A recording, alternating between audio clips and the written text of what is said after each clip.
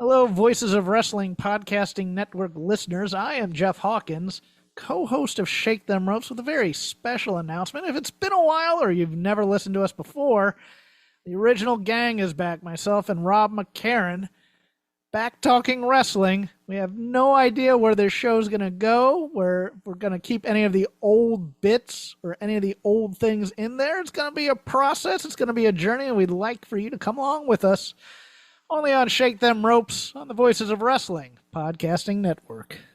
Most people don't realize how much their personal information is being bought and sold every day. Data brokers are making billions, pulling details about you from public records and the internet, and then packaging and selling it, usually without your consent. That's how your information lands in the hands of scammers, spammers, even stalkers. It's why you get endless robocalls and why ads seem to follow you everywhere. That's where Aura comes in. Aura actively removes your data from broker sites and keeps it off. They also instantly alert you if your information shows up in a breach or on the dark web. But Aura goes beyond data protection. With one app, you get a VPN, antivirus, password manager, spam call protection, dark web monitoring, and even up to $5 million in identity theft insurance. All backed by 24/7 US-based fraud support. Other companies might sell just credit monitoring or just a VPN.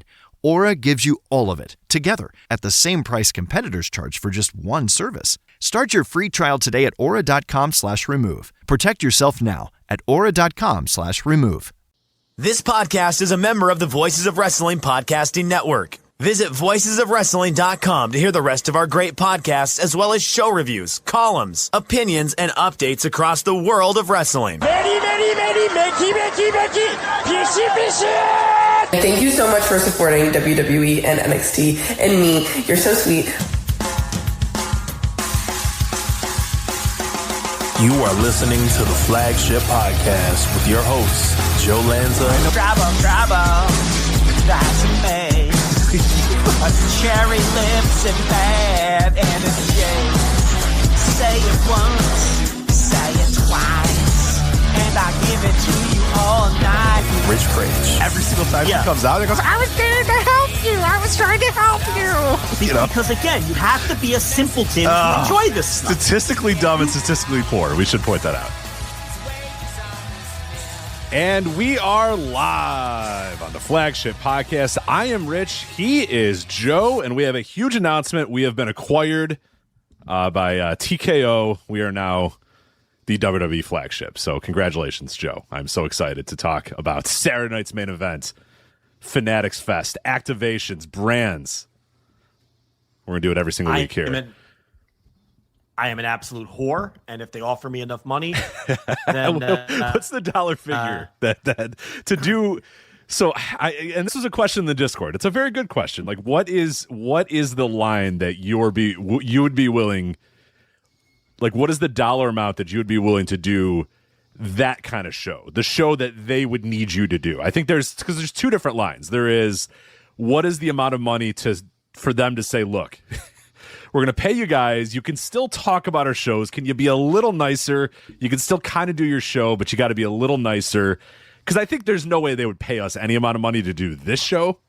So that's out of that. That's not even a realistic thought in my head of that possibly happening. But what is the dollar figure to do the show that they would want? That WWE Radio would want?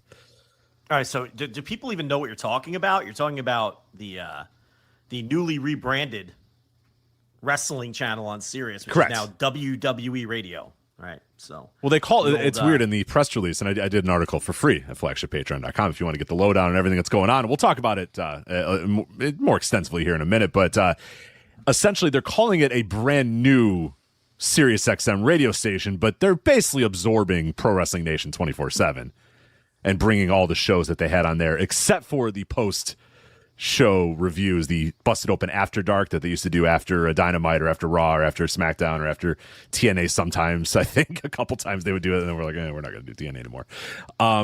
That seems to be gone. So that show is gone, and everything else has been absorbed into this new WWE Radio SiriusXM channel. Not even just absorbed. It's the literal station, same channel number, and they're just changing the name to WWE Radio, which means that WWE has once again entered into a financial arrangement with another national media entity You wrote an article today. I wrote an article a few months ago on that topic, laying out all of the known national media entities that WWE had a business relationship with.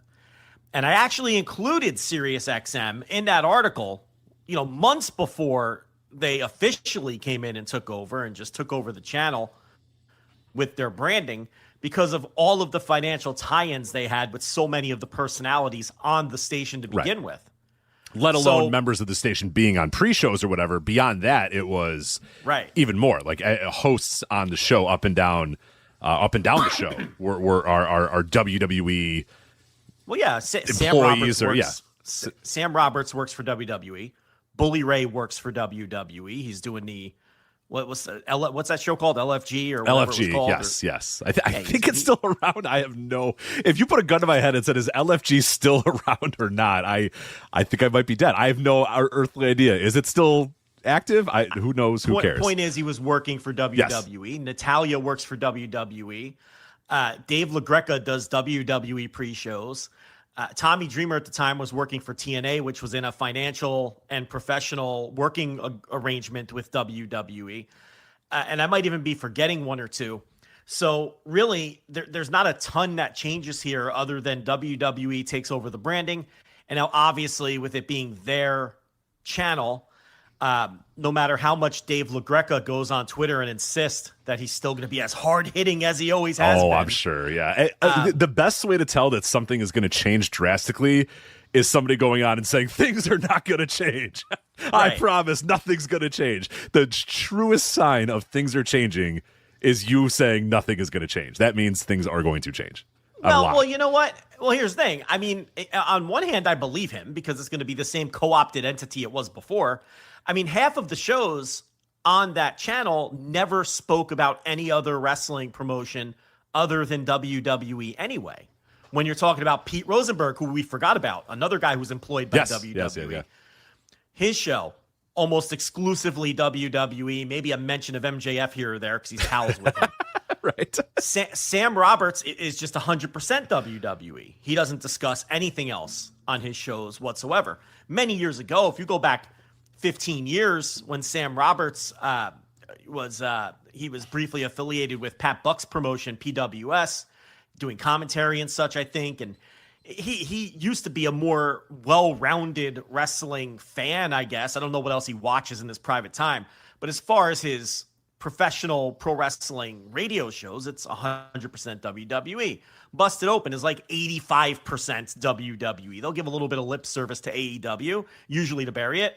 They were covering TNA a little bit because Tommy Dreamer was fucking running TNA and he was on the show. So I'm sure the TNA coverage has been scaled back since Tommy got shit canned. And you look at the other, I mean, Natalia, what do you think she's going to talk about her? I've never listened to 1 second of it, but I can only assume. You know what? Were you like me that when I read that press release, I said, Natalia has a podcast? I had no idea. Well, I knew she had one. I knew she had a show. How bad is that show that it never gets aggregated? It never gets picked up. No, do people just not even bother listening? Does she never say anything interesting? Like, what has to be on that show? Because I never see a clip from it. I never see a quote from it. I never see anything from that show. So, like, on one hand, I believe him. Like, nothing. Why would anything change? It was basically a WWE outlet. Controlled outlet to begin with about a half a dozen people literally taking money from WWE. But on the other hand, it's almost don't protest too much, right? Like, oh, don't worry. Like, I'm still going to be hard hitting.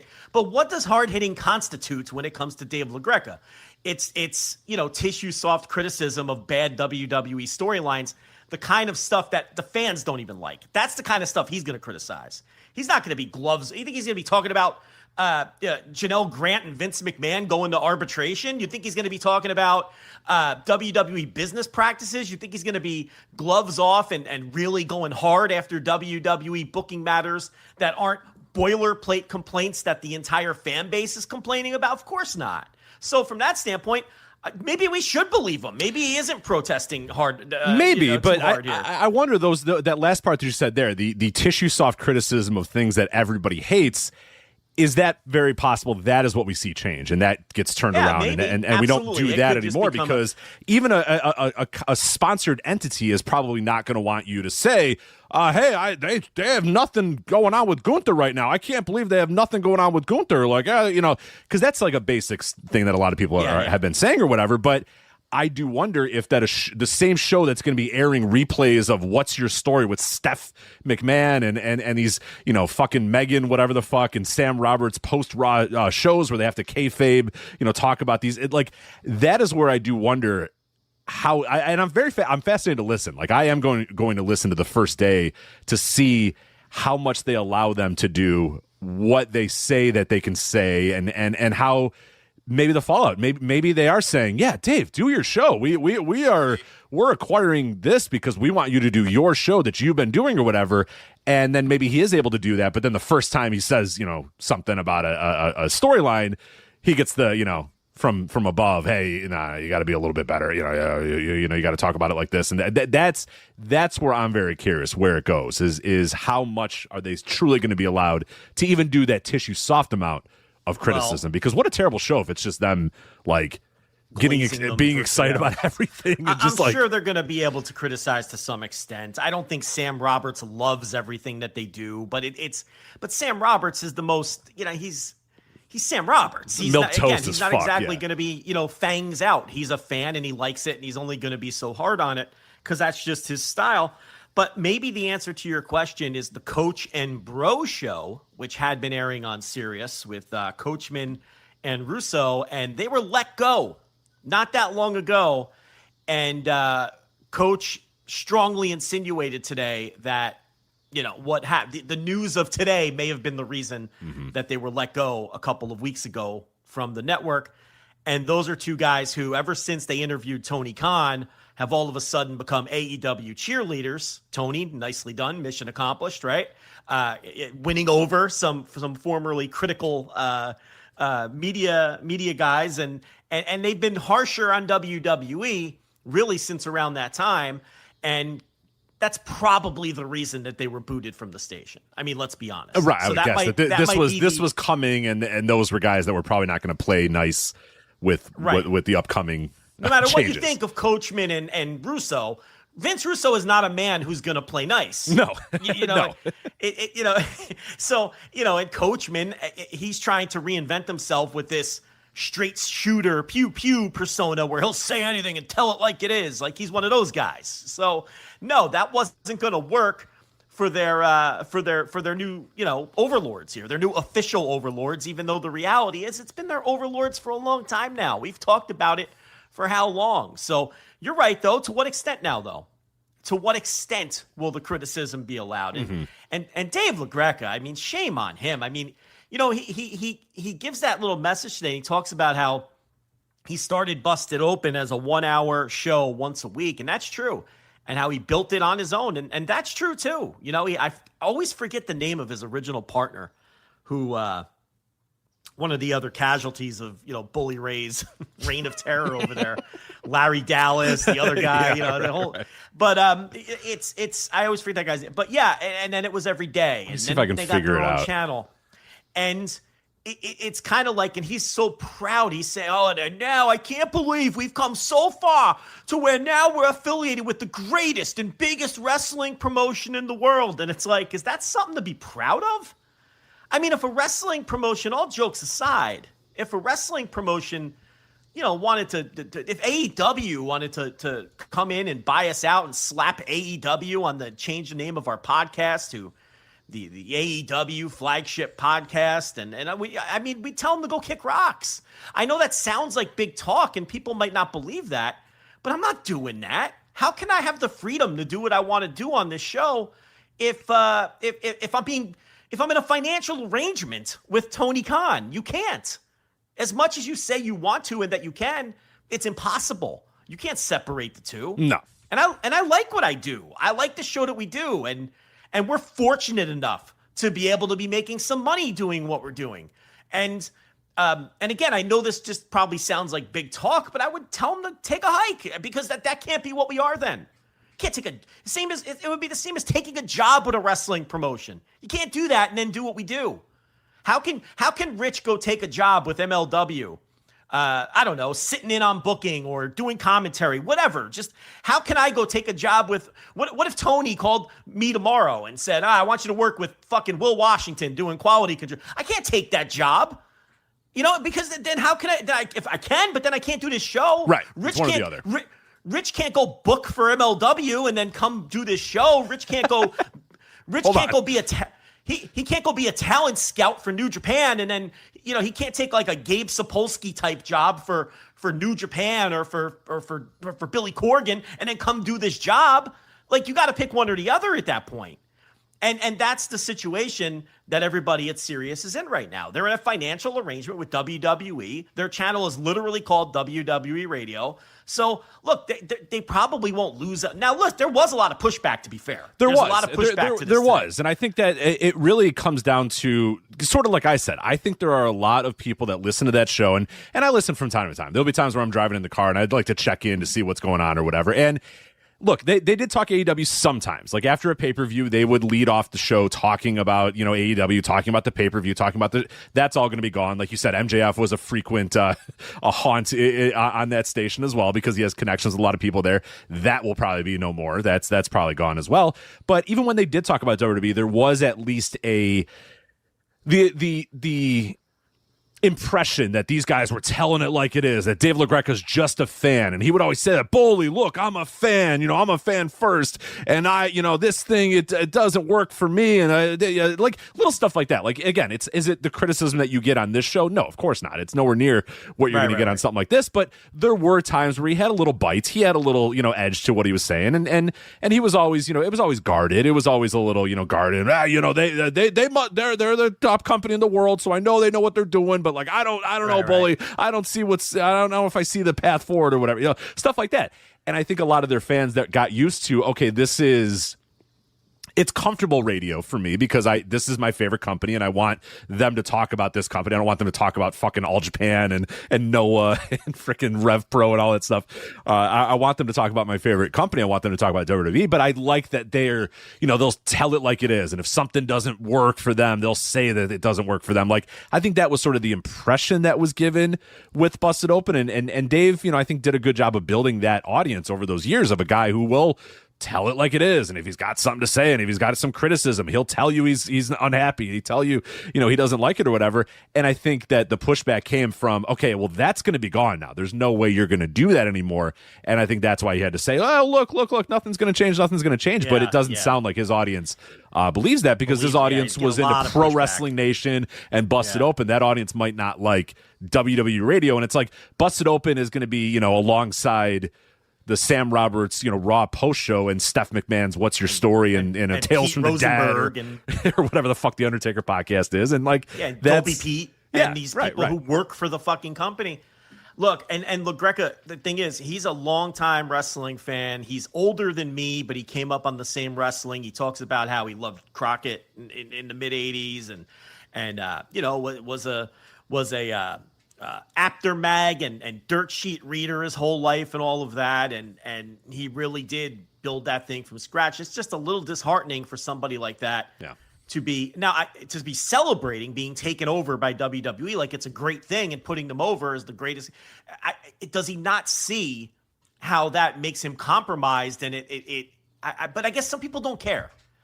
And that's what's disheartening about it. No, you talk about this all the time. There are writers and quote unquote journalists in this space. I hate to use that term, but in this space that have openly talked about how their dream is to get a job with WWE. And it's like, that's the exact opposite. I don't get it. I never, ever in a million years, never when we suggested doing that, never in my mind had it ever come up that I would be hired by a wrestling company. That is never what I want. I did not want New Japan to hire me. I didn't want WWE to hire me. I didn't AEW didn't exist at the time when AEW got founded. I didn't want them to hire me. That's not what if I wanted that, I would just stop doing the show and I would probably find an avenue to try to get hired by one of those companies. And it's, there's been opportunities that people like you and I could have pounced on if we really, really wanted to. Not that I think they would have ever hired us, but at least there were situations where I could have attempted to go for a job and used a connection or whatever, but that's never ever slam. Flows. Oh, jeez, yeah. Well, Flow slam. I almost. Yeah. Hey, Joe, come up to the Austin offices and have a chat. You know, the flow slam. Everybody got the flow slam offer there for a while. There. Yeah. Yeah, but I mean, you know, it's Flow slam. I remember at first being like upset and then being like, wait, I don't want to work for Flow Slam. Like, I had like 2 hours of my life where I was like, well, that's bullshit. I mean, that should have been me. And then I was like, wait a minute. I don't want to work for Flow Slam. What the fuck am I talking about? Why would I move to Texas to go work for them? No, it fuck was off. such a scam to me. Yeah, I could see it like real quickly. And yeah. No, but look, it's just disheartening how now look, I guess if he wants his job, he has to be enthusiastic about it. But I get the sense that he really is. It's like, why is it a good thing? He presented it in his little statement like it's this great thing that WWE. Oh, but now the greatest wrestling promotion ever is taking over what I built. It was almost pathetic the way it like. Yeah, it's like an old territory guy. Built something and now they yeah, like you're rolling over and letting them take it over. Like I know he doesn't have any say. Sirius is gonna make whatever financial arrangement they're gonna make, and you know he could either fucking sit there and take it or leave, and he's not going to leave the thing that he's proud that he built, I guess. But it was just I was just watching him talk through that, and I'm like, oh man, oh god, I would never be in this position. Yeah, never. I'd fucking, I'll go fucking drive Uber. I'll go run a fucking restaurant again. I would never be in that. You couldn't pay me to do it. But you asked me at the top, how much? How much could they pay me, Rich Strange? How much That's the question you posed to me. To do that show, to do the show that they would want. They come to us and say, we want you guys to do the show that you guys do, but actually want you to do this show. And it would cover be WWE. Right. And it would be like, we want you to be more like this guy. And they present, Sam Roberts podcast and say, we like this guy. We like a lot of his style. Be more like him. Try to be like that. What would the dollar figure be for a Joe Lanza to do, a Sam Roberts type show? Okay. Contractually, can I still do this? That's the difference. That's the difference. I would say answer. No. I would say that's probably got to be an exclusivity. So they want my wrestling content to be 100% exclusive to them, and I have to do a WWE centric show. Right. That is also going to be approved by them. Because it's one thing to do a 3-hour show and just be like, this is fucking garbage, blah, blah, blah, blah, blah. Like, they're not going to want that. They're going to want it to be nice. I genuinely do not think that there's a number that they can pose to me, because here's the problem. Even if they blew me away with some figure, $1 million, okay? I'd get fired in a month. Correct. Because I'm too proud, and I'm not going to fake opinions. Now, they might not get the total fangs out, do what I want here because I'm my own boss version, but they're going to get intense criticism when warranted. And it's almost always warranted. We're going to talk about Saturday night's main event later on in this show. And they wouldn't stand for that, and they'd fire me. So why would I even take the job to begin with? I'd kill my momentum with what we have here and take a couple of big paychecks before they get tired of me. And then I'd have to restart the momentum I have with this. I don't think, and it would never be right. Everybody would know that you sold out and that you took the cash. Kill my reputation. Right. I genuinely don't think there's a number. And again, when you say things like that, people think you're full of shit. But I don't. No, well, look, you and I both have been in this. We're a little older. We're older men. We've been through the gamut here. There's jobs that I've turned down that I was like, yeah, that would pay me a lot more than I'm making now, but I think I would hate that fucking job, so I'm not going to take it. And that seems wild to people. Some people would say, oh my God, you're so stupid. Just take the job. But like, I don't know. I want to wake up every day and not dread what I'm doing. I want to wake up every day and feel proud of what I do. I want to wake up every day and be happy with what I do. And sure, am I a little poor because of that? Probably. But I'd rather wake up. He said a little poor. You're rolling in the dough. I don't know why you try to perpetrate this. We all know you're cheap crate over there. First of all, that wife of yours with these heart transplants, number one. Okay. And number two, there's not as many as you might think. That's you won't even quit this hokey job of yours, so you basically have two. Well, because the heart jobs. Transplants, they're not as many heart transplants as you might think. That's why I can't quit the hokey job. Yeah, so. I don't buy it for 1 second. You got those late model German vehicles. No. The late model German is gone. Well, it was a lemon, so you had to go get something else. I've gone Japanese. Yeah, I've gone Japanese.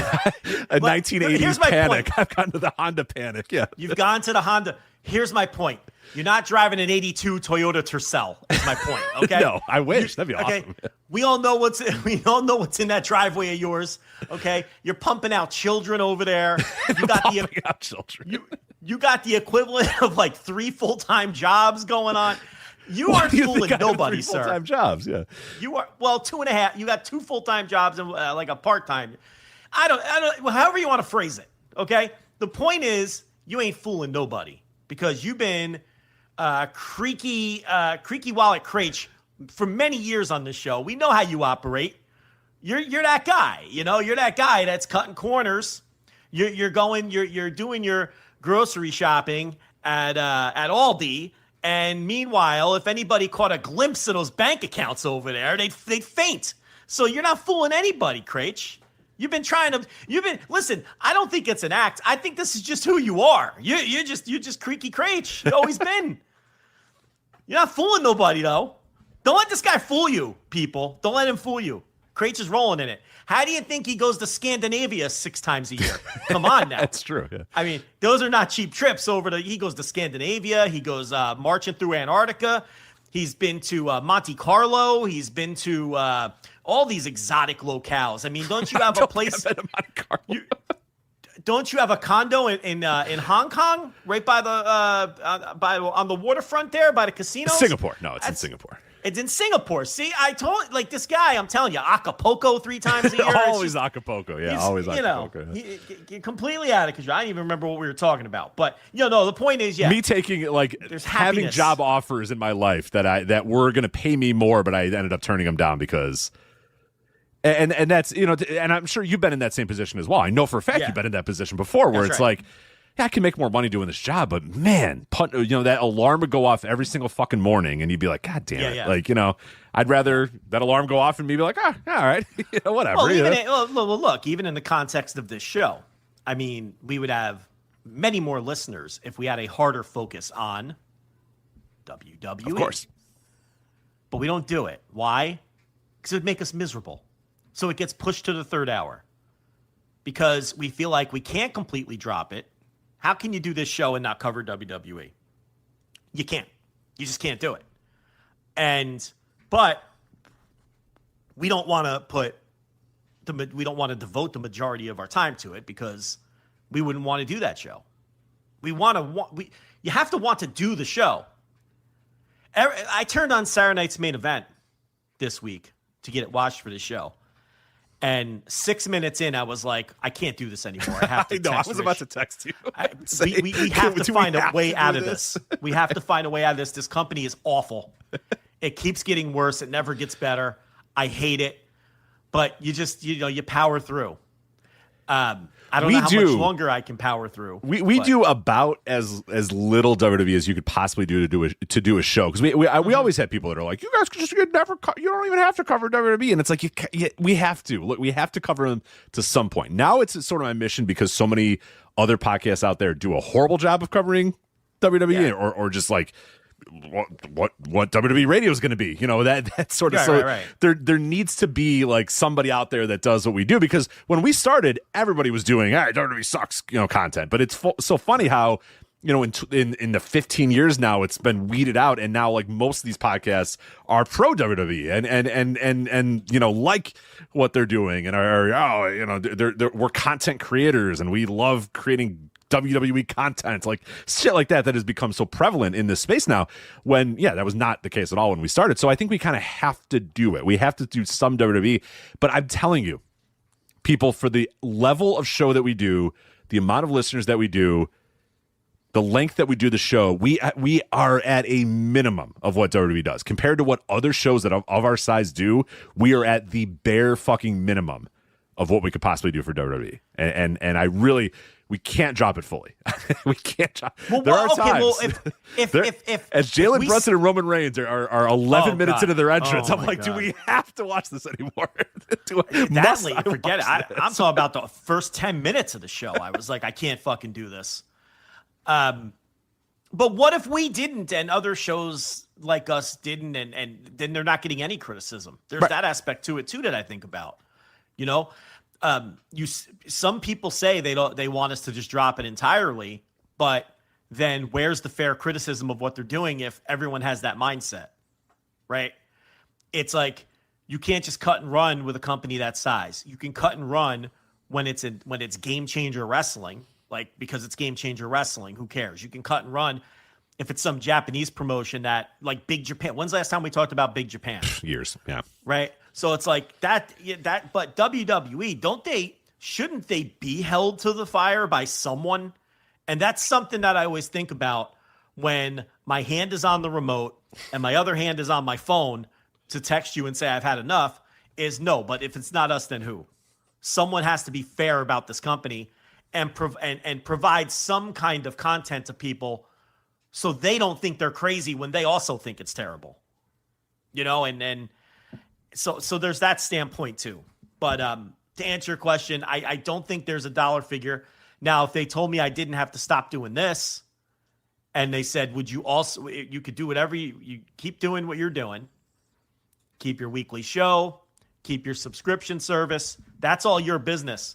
We just want 3 hours of your time per week. We want you to do a show, and we want you to cover WWE. That I would do that. I would take that job for almost any amount of money, any reasonable amount of money. But again, I'd get fired in a month, Rich. It wouldn't last because not only would I be too hard on WWE, completely gloves off, not afraid of offending anyone, I'd probably be too hard on the people I work with at the station. I mean, I can't. How can I help myself? I have to be me. So I wouldn't make it. And I'm not like talking a big game. It's just the truth. I just, I've been doing this 15 years. People know what the fuck comes out of my mouth. How would they ever retain me? It's like we talk about all the time.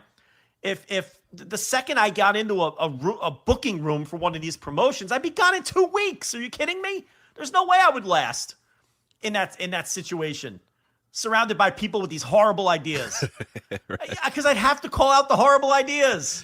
You can't sit there idly. Yeah. No, it'd be impossible. So anyway, that's anything else on this Radio WWE? No, I really don't. It's something that more people, and I've been kind of encouraged that there has been a lot of pushback. Now, I don't know if it's enough pushback. It doesn't really matter. You know, it's going to happen no matter what. They're not going to say, actually, we're wrong.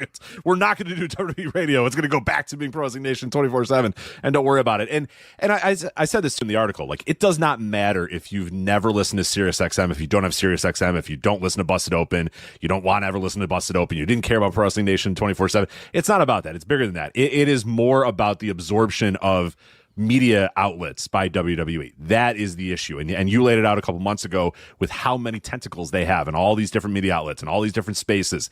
And the thing with front office sports, like that is another one that that got me really, more so than even like the Ringer and some of these other ones, them getting into a content partnership with Front Office Sports, who was previously writing about the Janelle Grant situation, was previously writing about some of the other things going on in WWE, now basically does not do any of that and doesn't write about anything else but WWE and usually pro WWE stuff and like some just generic like PR level type stuff coming out of Front Office Sports, when they had they had some teeth. Like that was a site that had a little bit of bite that they have then since absorbed. And that is where I really kind of start to notice that they are not only just doing like how generic, we're going to partner with Fanatics and we're going to partner with that. That's whatever. That's just like business 101. But these places that maybe have a little bit of teeth and maybe have a little bit of criticism behind them and maybe have a little bit of whatever behind them, they're getting in bed with those guys. And those guys, because we're seeing it, and this is not just a WWE thing. This is sports,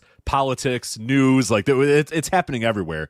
Is that the industry, the media industry, whether it be journalism, whether it be radio, whether it be whatever, is in such a dire strait that you really can't pass up the money in most of these cases. And most of these places will take whatever money anybody's going to give them. So yeah, when the WWE comes to SiriusXM and says, "Hey, here's the amount of money that we want. Give us that Pro Wrestling Nation channel." SiriusXM is going to say, "Oh yeah, of course, yeah, we'll do that." They don't care. They're not sitting there debating in their boardroom. Well, that journalistic integrity of Pro Wrestling Nation 24/7, like that shit doesn't happen anymore. You know what I mean? The Washington Post isn't sitting there hemming and hawing about every single little detail. About their integrity and stuff like that. We've seen that. They'll sell their journalists down a river as quickly as possible and fire all of them, which they did not that long ago in the Washington Post. Like that happens everywhere. So that is it's not a WWE exclusive thing, but it's something that people should be aware of and understand that it's happening and be angry about it. You should be angry that SiriusXM rolled over and died and let WWE just come in and buy one of their stations. Like that's not good. We should not want that. That cannot be the new normal, even though it is absolutely the new normal. And we're losing. We're losing this war. It's going to be done. It's going to be over. But at least I want to try to, hopefully, other people will champion this and celebrate it. And, oh, congratulations, Dave. Oh, congratulations, guys. You earned it. You deserve it. Da-da-da-da-da. I'm not doing that. No, I'm more of this is a very dangerous thing that just happened, and it's going to keep happening. This is not the last thing that they're going to, get their grubby little hands on and purchase and absorb. This is not the last. It's not the first, and it will certainly not be the last. That's really the story here. It's not.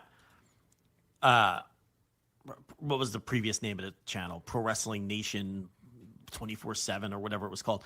The real story here isn't the busted open station on Sirius, which was already very heavily skewed towards favorable WWE coverage, now potentially having slightly more favorable WWE coverage. The real story here is WWE continuing their strategy under Nick Khan of co-opting major media outlets in the United States, which then, of course, either obscures negative coverage and kills negative stories, like you talked about with Front Office Sports, or controls the narrative with fans like a deal like this. And we've seen it over and over and over, and it's a calculated strategy. That's the big story here. Not Dave LaGreca selling out to do basically the same show that he's always done. That's a minor subplot to the bigger story of this larger strategic goal that they have, in that, okay, if we can control the narrative, if we can control the media that actually pays attention to wrestling and reports wrestling stories, we're in business with ESPN. We're in business with Front Office Sports. We're in business with SiriusXM. We're in business with Spotify. We're in business with, go right down the line. We're in business with Fanatics. We're in business with all these entities. Then we're able to control narratives. We're able to ensure that there's as little negative publicity, either from a hard news standpoint or criticism of our product out there. That's the goal. That's what this is. And that's the bigger story here. No, that's it. That's and that's, just look out for this. I mean, it's again, it's not going to be the last. And I do think that there is, something to be said. Rich Latta had a really good on his YouTube channel, which I'll try to link it in the show notes as well. But if you look up Rich Latta, forget the exact. Let me find the exact channel. I should plug one Rich Latta. He's got a very good YouTube channel that I very much enjoy. But he had a really good thought about this, of just like, WWE knows that there are conversations happening out there that might not be exactly what they want, and their goal is to make sure that those conversations are exactly what they want, right? That's right. And that should scare the shit out of you, that they are like, conversations are happening and we're not controlling them. Fuck that, we're going to control them. That's bad. That sucks. And that is absolutely what they're doing. And they are buying and purchasing this WWE Radio because of the 5% of the time that you mentioned that they talk about anything but WWE. That's it. Right. That 5% is why they purchased this thing. That 5% of the MJF interviews, the 5% of an AEW reaction show, the 5% of any of that is why they made this purchase. Because they can't have that 5%. No. Well, fuck that. That 5% cannot exist in our world. Maybe it will. Maybe they'll even continue. But here's the point. Now we know it's compromised. Right. Now we know the mask is off at Sirius. We knew it was compromised at the beginning, but now we really know it's compromised. Rich Latta Pro Wrestling is what it is on YouTube. So I knew it wasn't a very hard to figure out name, but I wanted to get it right. So tremendous plug for a tremendous guy. WWE doesn't just want wrestling; they want the conversation too. Is the video 11 minutes? Well worth your time. We love the Rich Latta. He does the intro for the show. Yes, he does. Yes, a lot of people don't know that. Does a lot of music for the AEW. Mm-hmm. So We love the Rich Latta. All right. Anyway, I think that's the inside and out of the WWE Radio. Look, they win again. They'll keep winning. We know that. So, what are you going to do? Nothing you can do. Hold on one second, Rich Craich. Hold on one second, Rich Craich. You think you can run around like that? You like this? Yeah, you think you could just run around like that? Yes. You trying to get the pipe?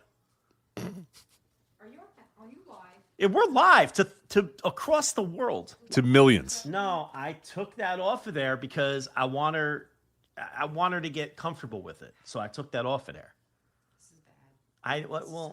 Okay, we can't discuss Miss Maggie Moo's sure we can litter usage on the air. No, here. we absolutely can. That is not true. We can. I was simply being horny. I didn't want to get into a discussion about the cat's litter box. That little dance you're doing, that could work either way for me. I'm not sure yet. Try it again.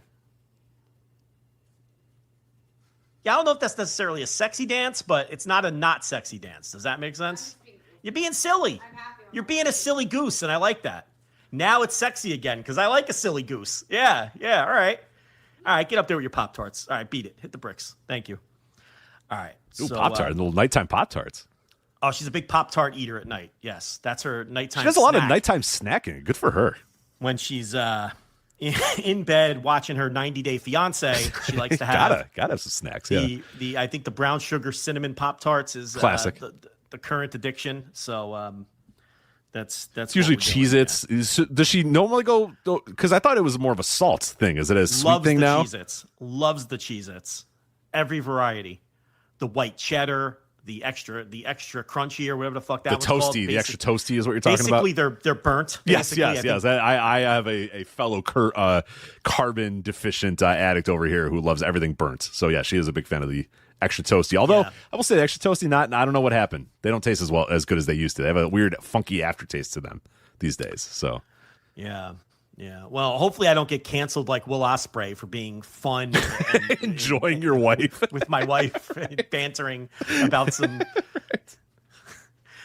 Hopefully finding your wife attractive. Yeah, how dare you? And bantering about it. Yeah. All right. Anyway, as she's dancing around trying to get your attention, she knows what she's doing. So.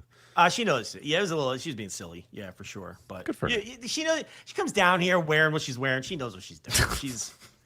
She's got some ideas. The one kid's at a sleepover.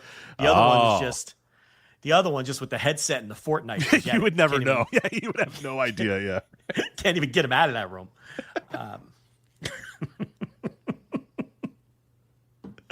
Oh God! The good old sleepovers. The good old. Yeah, that's every now and then I hear him say "your buns" to somebody on the other end of the mic, and that's all you hear of him all night. Yeah, and the girl offered a sleepover. So, yeah, we had a problem the other night because the girl's friend came over for a sleepover here, and I can't believe this is starting already. This is way too soon for this to be starting already. The friend was paying a little too much attention to the boy. The boy was rizzing her up, and oh no, the girl got jealous of the attention that the boy was getting, and she got all sour about it. And then the friend went home. The friend decided to go home because things got awkward. So damn, way too early for that. This is what the fuck? Like, you weren't prepared for that? You're like, well, now I got to get my paperwork together. I got to get my conversations together. I thought I had like 6 more years before we had to have those conversations. Unbelievable. Yeah. It's no, forget it. Did the boy knew it was happening too, or is he kind of oblivious to it? So the dispute was this: they were watching a movie in the bedroom, and the friend was sitting on the floor with the boy, and the girl was in her bed. Okay. And the girl wanted her friend to come sit on the bed with her, and not with the boy on the floor. Yeah, right. And they could not rectify this. I tried to rectify it. I tried to smooth it over. I cannot imagine Joe Lanza sitting down in his den watching the Reds, and you're told, "Hey, you gotta solve this problem," and you're like, "Oh my God!" So she's it's like, the fifth inning. We got bases loaded here. Are you kidding right now? Yeah, seriously. So she wanted everybody up on the bed, like, you know, and they wanted to sit on the floor. And I was like, well, you know, I was like, girl, listen, let them, you know, what's the big deal? Who cares where they sit? She's like, well, the floor's hard and it's dirty. And I'm like, well, if they want to hurt their butts and sit on a dirty floor, that's their business. If they want to swing from the fucking, you know, a ceiling fan, that's their bed. They want to sit in the closet and listen through the door. Just what? You got the whole bed to yourself now. You know, I tried to, you know, use reason, but they're fucking 10. They don't, you know, It's not going well. Yeah. So then, because they couldn't work that out, then she said, well, I don't want to watch a movie anymore. And she like put on YouTube or whatever. And then, so the boy he left. He's like, I'm not watching YouTube in here. I was here to watch the movie. But then the girl that came over went with him to his room to watch the movie. No. Yeah, no. So then it just all fell apart, you know. And then they went to go get the girl to say, hey, we're watching the movie in this room now if you want to join us. And when they went in, she was watching the movie too without them. So now they're watching the same movie in two different rooms because they can't get along. What's the movie? What was the feature tonight? It was one of the Harry Potter gimmicks. Ah, okay. I don't know any of them. They're watching. My kids are watching the Harry Potter gimmicks from the start in order. The friend that was over here is a Harry Potter nerd who watched them all already. So, yeah. So anyway, then it got super awkward, and the guest decided, you know what? I'm out of here. I can't deal with this. And I'm trying to think of if I ever bailed on a sleepover ever in my life. I don't think I did. I think I just toughed it out. I never bailed on a sleepover. No, I always you expect kids to bail on their very first sleepover because they get scared. No, I would love it. But this kid bailed on it because she just didn't want to deal with the brother-sister drama. Correct. She's okay. Like, you know what? Right. I never had to deal with that too much, which is nice.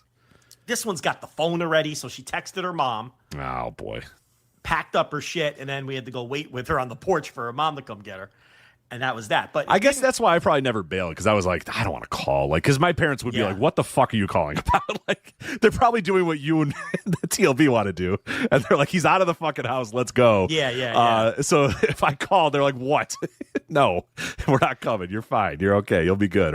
Or they just went to bed early too, and I don't want to call and wake them up or whatever. So yeah, that's I guess with the cell phones and the parents these days, they're probably sitting by their phone waiting, you know, to see if the kid has anything to say or, you know, anything went wrong or whatever. So that probably changes it a little bit. You know, sleepovers today versus 20 years ago, 30 years ago. 20 years ago, I was doing sleepovers in 2006, 30 years ago. Yeah, what are you talking about? When you were 22, you were doing sleep. Hey, Mom, I'm going to go sleep over. Okay, I don't fucking care. Calling your mom first for permission? Right. I mean, this girl's slept here a million times. I mean, they basically, one of them is sleeping at either this house or her house every night. So this was just a thing where she just couldn't take the fighting between the brother and the sister, and she got the hell out of here. It didn't cause any heat because they were hanging out again the next day, and now my kid is over there sleeping there again. Like, okay. So everything's good. Yeah. No, well, TLB had to work it out because, you know me, I wanted to go back to my game. So I'm like, all right, I can't deal with this anymore. You just sit wherever the fuck you want. I don't care. I'm out of here. So TLB dealt with her afterwards and had to talk with her. And it just came down to jealousy. She didn't like her friend sitting with her brother. Right. So the best part about this all is that the dopey boy had no idea what was going on, right? No idea. He just wanted to watch the movie. Didn't care about anything. He has no idea about the internal drama or the anything, any of the strife going on. He just wants to watch the dopey movie and go on with his life. Yeah, because then he came in the den with me, and then I grilled him to see what was going on. And he's just in outer space. Just, I don't know. I wanted to sit on the floor, and she didn't want me to sit on the floor. And he don't know what's going on. Just the perfect representation of men versus women. It's just a dopey boy who's like, I don't know, I just want to sit on the floor. I don't know. There's feelings getting hurt and everything, and he's just confused because his sister didn't want him on the floor for some reason. Like he didn't put it together that there was a jealousy factor here, that her friend was hanging out with him too much, I guess. And in their little 10-year-old minds, they thought it was acceptable to just go into his room and watch the movie. Like, all right. If she's going to be a pain in the ass, we're just going to go watch the movie on our own. That was never going to fly. That's not a good move. So that was not a good move by anybody. That was a poor move by the friend. The friend should have never done that and gone off with the brother to watch the movie. But they don't have common sense or reasoning skills, or they just, in their minds, they were like, we want to watch the movie. We can't do it here, so let's just go do it next door, right? But that was never going to fly. The mind of children, it's the mind of children. It's unbelievable. Yeah, they're all a bunch of little dopes. Is really what it comes down to.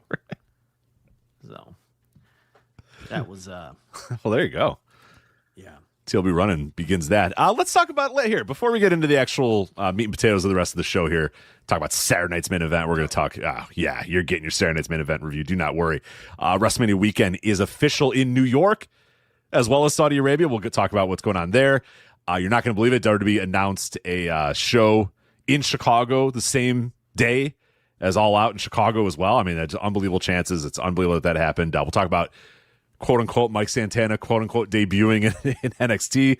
We'll preview AEW Redemption coming up this weekend. We'll talk about Noah's Summer Epic 2026. Well, if we have time, we'll catch up on the G1 Climax, although there is plenty of G1 Climax audio available for you at flagshippatreon.com. So if we don't get to that, that is fine because you are doing daily G1 audio there on the $5 tier at flagshippatreon.com. But we'll try to check in, but if we can't, that's to the bottom of my list, the New Japan check-in.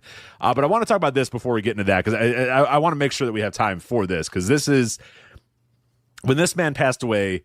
This is one of those ones where people reached out and were like, "Look, I don't like that somebody. How do I say this in the best way possible? I don't want this person to have died." But I'm very excited to hear you guys talk about this man's life and this man's career because it's a very flagship-coded person that passed away. So it's always this weird thing. We have the same thing, too. Like, I love doing these segments, but I hate the fact that it's because people die. You know what I mean? Like, it's a very conflicted thing, but we got to do it. Sivi Afi passed away this week at the age of 77 years old. I guess maybe last week. Maybe it was late last week that Sivi Afi passed away, but at 77 years old. And I know you're excited to talk about this as well, so let's do it. Sivi Afi, life and career. Genuinely don't know if there's anybody who does this sort of thing or anybody, period, who can talk as much about Sivi Afi just off the rip as I can. And that, I don't know why. If you go back into our archives when I was doing Match of the Week, I think I did a 5-week series on the WWE career of Sivi Afi. Yes, you did. I forgot about that. Yeah. I did it like 5 weeks in a row. I did a whole ass series on his find career. those and link those in the show notes. I forgot. Yeah, I did like 5 of them in a row, taking you step by step through his WWE career. Because even though it's like a nothing career in the grand scheme, and it was basically, his the WWF portion of his career is just a series of repackages that failed. Is basically what his career is, right? But I was always fascinated, and we'll get into the hows and whys. But did you know, Rich Craich? Were you aware that Sivi Afi still holds a significant American professional wrestling attendance record? I did, yeah, in Hawaii, right? The match with Ric Flair, right? 15,000? That's right. He still holds the Hawaii state record for pro wrestling attendance for his main event NWA World Title Challenge of Ric Flair. That is a fact, and it still holds up today. I'm sure it wasn't just attendance. I'm sure it goes hand in hand with the gate, right? I don't see any reason why there'd be a gate bigger than that if it's also the attendance record. So he was a star in Hawaii, a big enough star to challenge Ric Flair for the world title and all that big house. He worked for 50th State Big Time Wrestling in Hawaii. There were the two different promotions out there at different times. Got his start in New Zealand, and then of course off of that, I would have to think partially coming off of that house that it got the attention of Vince McMahon, right? I don't think it had nothing to do with it. Of course. Because that's 85, right? Isn't that 85? Do you have the exact date in front of you? Sometime the Flair 85. The Flair match was 85. Yeah. Let me see if I could find the exact date, or one of us can track down the I thought it was like dates. August of 85, but I'll try to find the exact. Because he was the, in the late 70s, he held the Hawaii state title, the NWA Hawaii state title, and so he had been a significant star in Hawaii for a number of years by the time he had that Flair match. I'm trying to stall for you as long as I can. Yeah. 1 second. When I looked up Ric Flair Sivi Afi, I thought it would come up right away. But it did not, because that is the headline that every aggregator went with. All the website says WWE superstar known for Ric Flair match / Ric Flair feud dies at 77. And I'm like, what a horrible way to pass away. And it's WWE superstar known for Ric Flair feud passes away. That can't put your name in there. No. We need to have this fucking ridiculous headline. But anyway, there's only one way to solve this. And that is to use AI. So let's see what... No, I got it. August 3rd, 1985. August 3rd, 1985. Aloha Stadium. The famous match between Ric Flair and Sivi Afi in Hawaii took place August 3rd, 1985. Event name, a hot summer night. Location, Aloha Stadium in Honolulu, Hawaii. The gone Aloha Stadium. Torn down. This Gemini never fails, sir. Except the 60% of the time that it fails. But sometimes, and I have to type in, like, I'm Tim Robinson. Are you sure about that? And then it gives me another wrong answer. And then I have to say yes. I don't know if it's fully demolished yet, but that is the former home of the Hawaii. Oh, by the way, speaking of, guess who got tickets to the huge Mountain West matchup between Northern Illinois and your Hawaii Rainbow Warriors? Yeah, it's me. Yeah, you're pointing the thumbs. Right. I can't miss when the Hawaii Rainbow Warriors come to face their longtime Mountain West foes, Northern Illinois, the Huskies. You know I got to be there, so I will be there. Row one, for some Mountain West action where the nearest mountain range, I think, is the Rockies. I think Denver is the closest mountain range to where I live. That's right. Well, modern college football. 11 hours away, yeah. The modern college football, where Stanford is in the Atlantic Coast Conference and Northern Illinois is in the Mountain West Conference. So, well, if Stanford Wake Forest doesn't get you all fired up on a Saturday afternoon, I don't know what does. I believe that Flair match was actually for Lia Maivia, though, right? I believe that was... yes. Yeah, because that was 85. So, anyway, that still holds the record. I'm getting 12,000 in my searches. Maybe we exaggerated a little. Hey, it's pro wrestling. Who cares? It's 12, record. 15. Who cares? Hey, Cage Match has it at 24,000. So there you go. Oh, my God. Do they really? They do. It says capacity 24,000. I don't think it was quite 24,000. No, I haven't seen anything close to 24,000. Yeah, I don't think it was 24,000. But it is the record. And, then a year later, 1986, he makes his way. Oh, what did we say? It was August? August 3rd, 1985. August 3rd, 1985. Right. So he had been working a lot of Hawaii through the late 70s and into the early to mid 80s. He would bounce over to Portland a lot because a lot of the guys would do that because, the shorter flight and everything. So it wasn't uncommon. So he worked a lot in Portland. And then in 86, this is when Vince brings him in. But listen, we got to go backwards a little. We got to go back to 1984. Because that's relevant here. So in 83, our boy Tama, the Tonga Kid, the Sam Fatu begins working for McMahon as a teenager, right? With those have been his uncles and his cousins, right? They were all there at that time. Everybody was there. Samu was there as a very young guy, and so he was there with some of his cousins and of course his uncles Alpha and Sika. And then as we get into late 1984, Superfly Jimmy Snuka, of course, is a huge star in the WWF.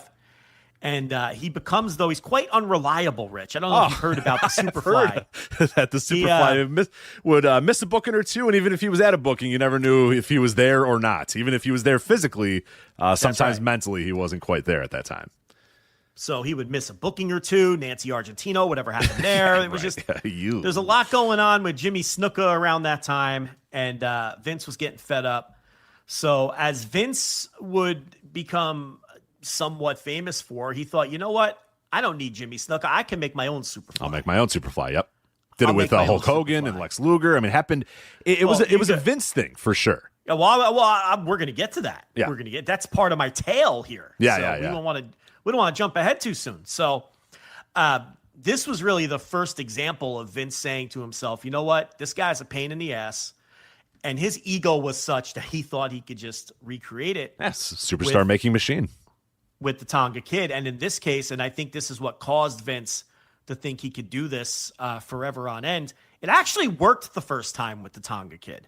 He became the youngest person to headline Madison Square Garden. Those MSG matches were a big success. But you have to remember, he had charisma. He was a very charismatic wrestler. Now, his career maybe didn't go as planned from that point forward. Maybe he didn't become as big a star as he should have. But the Tonga Kid sort of replacing, substituting for Jimmy Snuka plan, that wasn't a failure, right? But then in 85, he becomes really the most high-profile example of someone who did the reverse of what everybody else was doing. While Vince was stealing everybody from Vern Gagne, this guy jumped to the AWA. He took the payoff from Vern, and he went in the other direction and left, and then he ended up in the Blanchard territory after that. So the Tonga Kid, full of himself, coming off some Madison Square Garden main events and feuds with Roddy Piper and all of this, and getting big reactions. And so he leaves the WWF for and while everybody else is moving in the other direction, jumping from the AWA to the WWF.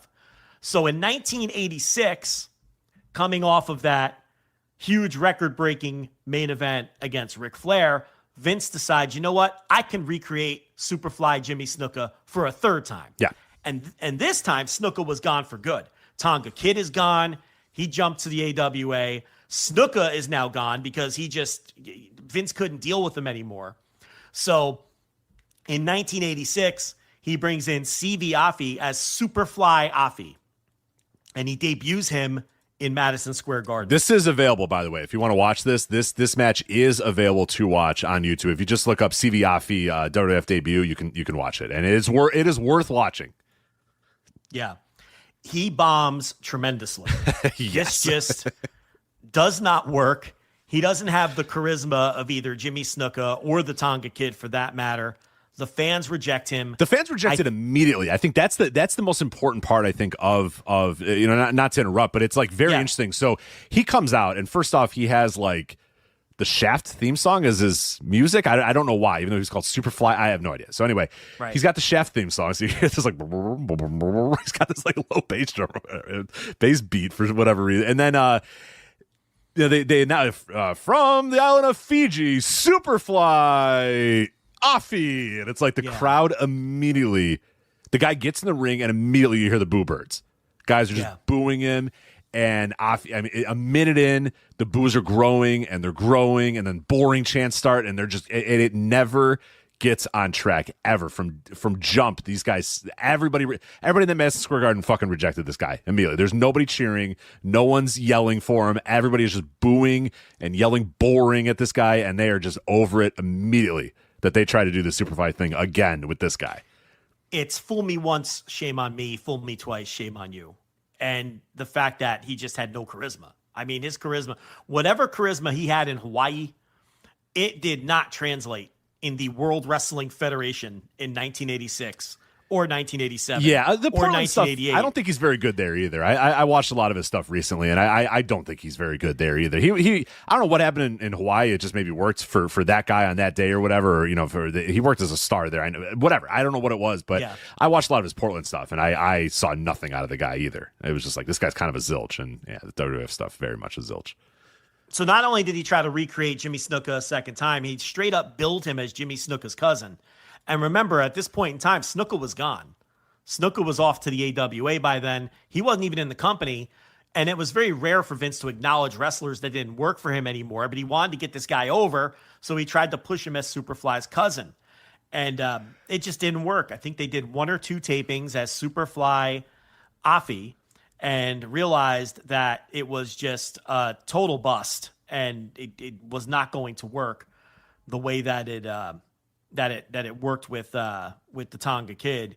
And they immediately aborted mission, and he became Sivi Afi and slipped very quickly down the card into sort of a, I don't want to say a complete jobber, but not much more. He's sort of a prelim wrestler. Then they tried to repackage him with a fire blowing gimmick, which did not work either. I did a match of the week where he's teaming with King Tonga and Ricky Steamboat. King Tonga is Haku, And they tried an early version of the Islanders with King Tonga and Sivi Afi as a prelim babyface team. That didn't really gain any steam at all. And in this 6-man tag, Sivi Afi debuts this fire-blowing gimmick, and you could hear Vince. Vince is on commentary. He's just going crazy for it, right? Because that's Vince, and that didn't work for him either. So that's like repackage attempt, gimmick attempt number 3 at this point. And we're early. I mean, we're a couple months 6 in. Months. Yeah, I it's mean, rough. The tag team didn't work. The Superfly gimmick didn't work. He's blowing fire. That didn't work. And it's interesting because he teamed with Ricky Steamboat in that match, and Vince gave Steamboat the same gimmick 5 years later. Yeah. To a much better success, for sure. Well, I mean, kind of. To an extent. But, I mean, he had to come down to the ring with fucking kerosene in his mouth and then fucking with a torch and fucking spit fire. But, as a literal dragon. Because he brought him back as the dragon. The dragon, yes. He was a literal dragon. Yes. Like Tugboat was a literal boat. The dragon was a dragon. With scales and everything else. And, this is coming off of being the NWA World Champion and having that legendary feud with Ric Flair in 1989. And then he skedaddled off to to one of those small North Carolina, where they were one of those North Carolina revival promotions run by like Nelson Royal or one of those. I can't remember which one it was. South Atlantic, maybe, or maybe it was the other one. You're talking about the way when he left Steamboat. WCW? Yeah. What was that one? Like South Atlantic, I think, was the one that he went to. Atlantic? Yeah, I think it was South Atlantic. I think that was Nelson Royals too, if I'm not mistaken. I could be confused about that, but either way, he went there for a couple months just to shake the rust off because I know he had been injured. And then that was a George Scott one, if I remember correctly. It might have been both because I think he sold it to him. It was Paul Jones. I did. Yes, yeah. I think it got transferred at some point between the two. Yeah, see if you go look that up while I'm talking. If you go through Steamboat's cage match and find it, and then pull up the. All right, so it is page. okay. We were both. It's North American Wrestling Association, then later renamed South Atlantic Pro Wrestling, right. Founded by George Scott, John Ringley, and Mike Lamberth in 1990. Was later taken over by Paul Jones and Frank Dusek. So I don't think this is the Nelson Royal one. I forget what the Nelson Royal. Nelson Royal had one too around that time in the Carolinas. What the hell was the Nelson Royal one? I'll try to figure that out. Well, it makes sense that Steamboat would work for Paul Jones. Yeah, that makes perfect sense. So that actually makes a lot more sense. So I knew it was one of the two, but and then he showed up in '91 as a literal dragon. Atlantic Coast Wrestling was Nelson Royals. There you go. Right around that time, right? Same time. 1989, so the year before, basically. Yeah, because those guys both they both tried to revive Mid Atlantic. Once Turner bought WCW and all that, and both of those attempts failed. There's some fun tapes out there of both of those promotions, though, that I'll watch in the middle of the night sometimes. But anyway, enough about Steamboat. So yeah, he tried the fire breathing gimmick, and that didn't work either for Sivi Afi. So later, and I want to say this would have been also 86. Fatu comes back, not Rikishi Fatu. Sam Fatu comes back, Tonga Kid, but he comes back as a tag team partner of King Tonga and Sivi Afi, this failing Polynesian tag team underneath babyface tag team that's just not working. So Vince tries them as a trio, and that lasts again. Exactly one taping. One match, I think, basically. And which again, I did match the week for that too. Yeah. And Vince said, hold on. A Tonga Kid has all the charisma here. So he takes King Tonga and the Tonga Kid. He puts them together, rechristens them as the Islanders. And then a couple tapings later, he changes their names to Haku and Tama. And then the rest is history. That team goes on they eventually do a heel turn, join the Heenan family, and they become a nice, they're a nice mid-card tag team for what, like 2 years? Oh, yeah. Yeah. So oh, yeah. They had a nice little run. But here's Sivi Afi, who gets left in the dust again, right? So now this trio doesn't work out. That's repackaged attempt. We're on the fourth attempt, right? We had the Superfly. We had the tag team with King Tonga. We had the Fire Breather. And then we had the 3-man Polynesian team. 4 attempts to try to get this guy over. That didn't work either. He goes back to being a prelim wrestler as Sivi Afi. He's just a babyface prelim guy at this point, totally directionless. He is working the house show loops, though. He is on the house shows. He's not always losing either. He was still beating some of the other guys on his level. Like he would beat your Barry O's and your Rene Goulets and people like that. But if he was in there with anybody above his level, like literally anybody, even a smidge, like he would lose. Like that's a lot of the footage that you find is around this time period for Sivi Afi, like Randy Savage and Dino Bravo and the King Harley Race. Like he's losing all those guys. If you look on YouTube for Sivi Afi, it's a lot of these matches from this particular job era of Sivi Afi's career. Yeah. So he's just a babyface, random guy on the roster. He's filling in for a lot of people. I remember Jacques Rougeau got injured, so he was one half of the Rougeau brothers for a while on the road, not on Right. not on TV. On the road while he was filling in for guys who were injured, and then in a total stroke of it, once again, almost full circle. I don't know if you want to call it irony or whatever the case may be, but he was always intrinsically linked to the Tonga Kid in that Vince went right back to it again and tried putting them together as a 3-man Polynesian team, but this time as heels because the Islanders were heels at this point. So this was early 1988. April 21st, 1988. I know the exact match you're going to talk about here. April 21st, 1988. Another match I did. This is one of the 5-part series on Sivi Afi I did in Match of the Week. This was another one of them. So Vince tells him, go get yourself some full body tattoos. I want you to be Peter Maivia. Right? I want you to be High Chief Maivia. Yep. It didn't work as Superfly, but what if you're High Chief Peter Maivia? What if we try making you High Chief Afi in the mold of High Chief Maivia? So this poor motherfucker, he goes and gets his body tattooed, his midsection, his thighs, his legs, to copy High Chief Maivia. Now remember, the Islanders at this point, they had been a team since '86. They had the short babyface run. They turned heels. And then they had the really good heel run managed by Bobby Heenan. Yeah. But now we're into 1988, and that act is Listen, back in those days, you didn't stick for 10 years doing the same. Like, today's wrestling is completely different. Back then, after 2 or 3 years, it was starting to wear thin. Right. We're out of ideas for you. Why don't you go to a new territory? Maybe we'll bring you back one of these other days. But yeah, for now, we're out of ideas for the Islanders. Why don't you guys hit the bricks, And it was like, we got to try something new. Like, You've wrestled everybody. You've already done one turn. So the big idea was to go with the High Chief Afi gimmick. This is repackage attempt number 5 for Sivi Afi. So they debut on TV at the Superstars taping on April 21st, 1988 as a 3-man team, which is how Tama returned to the company. The same 3-man team, except as babyfaces. It doesn't work. It doesn't get over. Not only that, Tama quits that Tama's day. done. Yeah, after that taping, they do it in New Haven, Connecticut. They do this match. It's on Superstars, like I said. It does air live.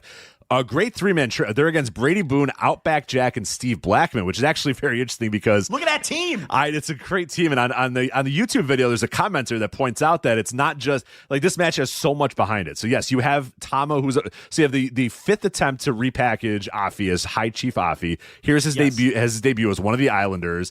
Tama and Haku come out. And it's 2-on-3, and Bobby Heenan, or I think it's Gorilla Monsoon. I think it's Gorilla Monsoon and Jesse at that time, or maybe it's Jesse and Vince. I forget exactly who does the commentary for this one. But essentially, they're like, the Islanders are going to go 2-on-3. That's not going to work for them. And then Bobby Heenan goes, no, we're not going to go 2-on-3. We have a special 3rd man, High Chief Afi, and here comes this guy with all his body tattoos or whatever. So you have the debut of High Chief Afi. You have the final match of Tama as he's about to hit the fucking bricks. And then Outback Jack, this is his final televised WWF match. He's done after this too. Yep. And Steve Blackman, he would not return to WWF television until Survivor Series 1997. Almost a decade later. This is his last time on WWF television before he comes back as, the Lethal Weapon Steve Blackman, as we know, in late 1997. So much happening in this match as, High Chief Afi, they try one more. Maybe this is the repackage. It is not. It is not the repackage. It is not. It doesn't get over. Tama quits. And why did like do we know why Tama quit? He was just like, well, he's done. just, Yeah. you know him. He's just, yeah. He just decided he was done. Yeah. He sabotaged his own career many times. He just, he just couldn't be happy anywhere. He just couldn't sit still. So I don't know. I don't know if anyone remembers the exact reason that he bolted that time. Maybe he just knew. He's like, this is a dead end. This is a 6-man tag team. This isn't going to work. And maybe he was just like, my run is over. I'm just going to go try something else. Maybe. I mean, honestly, do you think it was the Sivi Afi thing where he was just like, nah, this is good. This is done. I'm not doing this. Look, it's impossible to know. I mean, it could have been anything, but there's a decent chance that he saw the writing on the wall and said, we tried this 2 years ago as baby faces and it didn't work. So why on earth would it work now as heels? And maybe he just figured, because what did he do? Let's see what he did after that. He went to WCW. That's I think then he went to that was the Samoan Savage or whatever, right? The Samoan SWAT team run. Yeah. Okay. Yeah. So that's why he left. He said, all right, well, this goofy thing isn't going to work. I'll just go to WCW. And that was Fatu and Samu. And then he came in as the third. He came in as the Samoan Savage. So it's funny. He left one 3-man team to join another one. That 3-man team, yeah. Right. But to be honest, I mean, the Samoan SWAT team kind of worked that kind of rocked. Yeah, it kind of rocked for a while. I mean, that was a really cool gimmick that they had there. They're managed by Paulie Dangerously, and they have a decent little run. Now, he peaked as a worker as Tama of the Islanders. There's no question about that. I mean, he's one of my – listen, I don't know how many people know this. He's one of my favorite wrestlers of all time. I know that's a weird person to have as one of your favorite wrestlers of all time. But that Tonga Kid run was awesome. The Islanders run was very underrated all-time tag team. People are going to think I'm nuts. He is one of the best wrestlers of that era in the United States. Full stop. Tama of the Islanders. Go back and watch that shit. That guy fucking rocks. He's awesome. He's ahead of his time. He is just, there's like a snap to his work that nobody had in that era, especially in that company. I love the Islanders and I love Tama, especially Tama. And then, a lot of people think he sucked as the Samoan Savage. I disagree. I enjoyed that entire act. Now, he had gained some weight, and he wasn't as good as the Samoan Savage. I'll grant people that. He did. But that family, everybody in that family, they get to a certain age and they put on the weight. And you can either decide, I'm going to become a big guy or I'm going to do whatever I can do to fight it. The Rock did whatever he could do to fight it. It was just, I must always work out. But Jimmy and Jay, we see with them, they're just like, all right, well, I'm kind of chubby now. So that's the end of that. So yeah. We should know, too, that Sivi Afi is not part of this family. Which might be another factor, too, is that these guys are kind of all, that NOI family, obviously, they are involved in these tag teams and going in and out. And then they're adding this guy who is not part of the family at all. He is from Samoa, but he's not one of their family members. None of these guys were not. No. He's related to, he's one of the sisters. That's why he has a different last name. He's part of their family. Sivi Afi? I don't think that's true. Oh no! I thought you were talking about Tama. My bad. No. Sivi Afi. I'm saying I'm saying all these other guys that we're talking about are all part of that family. Right. Sivi Afi he's just a dude. Yeah. He's just a guy from Samoa. Yeah, this is Tama / the Tonga Kid. This is Jacob Fatu's father. Correct, Sam Fatu. This is who just so people are clear. This is Jacob Fatu's father. He is a cousin of Samu and Fatu, and his last name is Fatu because it was Afa and Sika's sister's kid. That he's Afa and Sika's sister's kid. I got that right? Yeah. I think so, yeah. She married someone named Fatu, and that's why there's a Fatu part of the wrestling family and the Anoi, or however you pronounce that part of it. So he's on the Fatu part of the wrestling family but he is a cousin of all of them. No, but you're right. Yeah, Sivi Afi is no relation to He's just a Samoan guy, but no relation to the rest of the family.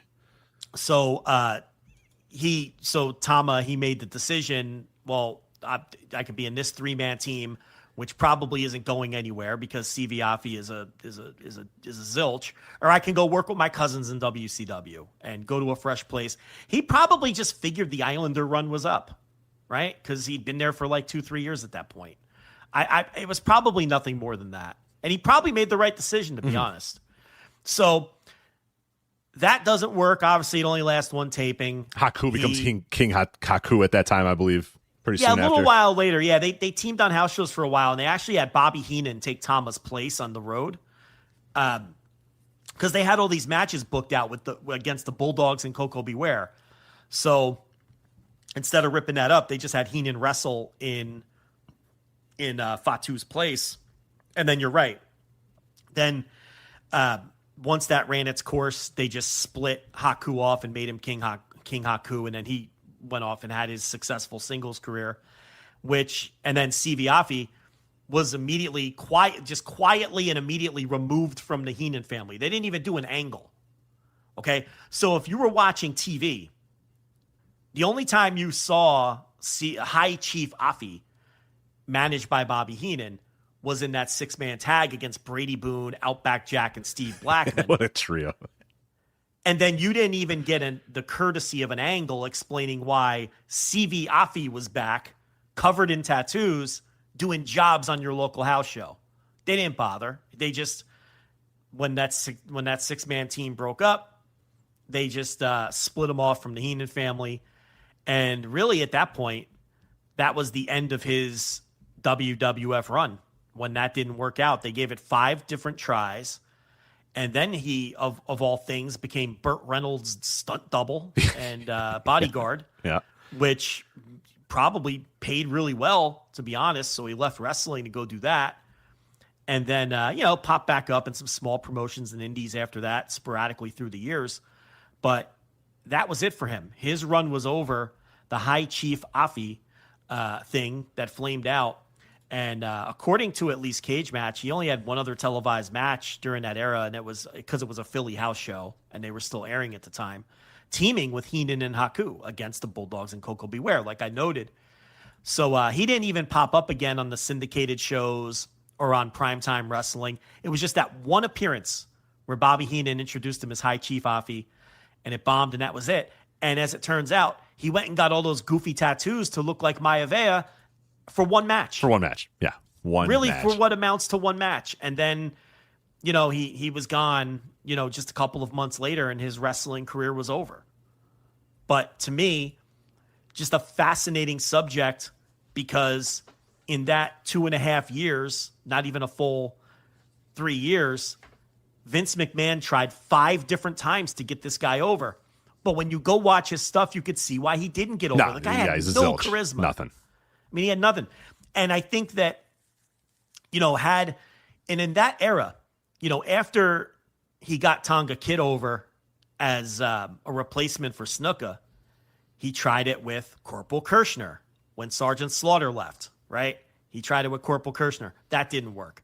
When Barry Windham walked out on the U.S. Express, he had Dan Spivey working undercards. He said, you got blonde hair and you're 6'4". So he stuck him in there with Rotunda as the American Express. And just, it's like Vince just thought he could just recreate anyone. And then, like you mentioned, a few years later, tried the same thing. Oh, we don't have Hulk Hogan. Let's just slap an American flag on Lex Luger and try to recreate Hulk Hogan with Luger. And then obviously with, years later with Diesel and Razor Ramon and with Double J and Jesse James. Jesse James, the real Double J, yeah. We could probably think of a bunch that we're even forgetting at this point where he just, Demolition was just him trying to create the Road Warriors. When you look at it from that standpoint, the Road Warriors hadn't worked there yet. Powers of Pain when he brought him in. I mean, he didn't create the Powers of Pain. Now, they were already a Road Warrior knockoff act before that. But he brought them in as baby faces because a lot of WWF fans thought they were the Road Warriors because they looked like them, right? Do you remember that when they came in as baby faces managed by Baron von Raschke, of all people? Right. And that was a total bomb. And then they did the double turn with Demolition, who was Vince's knockoff version of the Road Warriors. So, yeah, there's a million examples of Vince just thinking just having this ego where, and I really think it goes back to Tonga Kid. If that would have flopped, I don't know if Vince just has this idea that he could just recreate anybody he wants because he's it's all about his vision.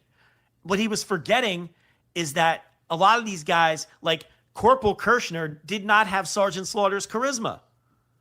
Sivi Afi did not have the charisma of Jimmy Snuka or Peter Maivia. You can't just create these people. You can't just take someone of the same race and just create them. It doesn't work like that. You know, it all has to be the same package, but it worked the first time. So Vince just kept going to the well and trying it over and over again every time he would lose someone that he didn't want to lose. So it's fascinating. Did it all start with the Tonga Kid? Would it have stopped there if he flopped?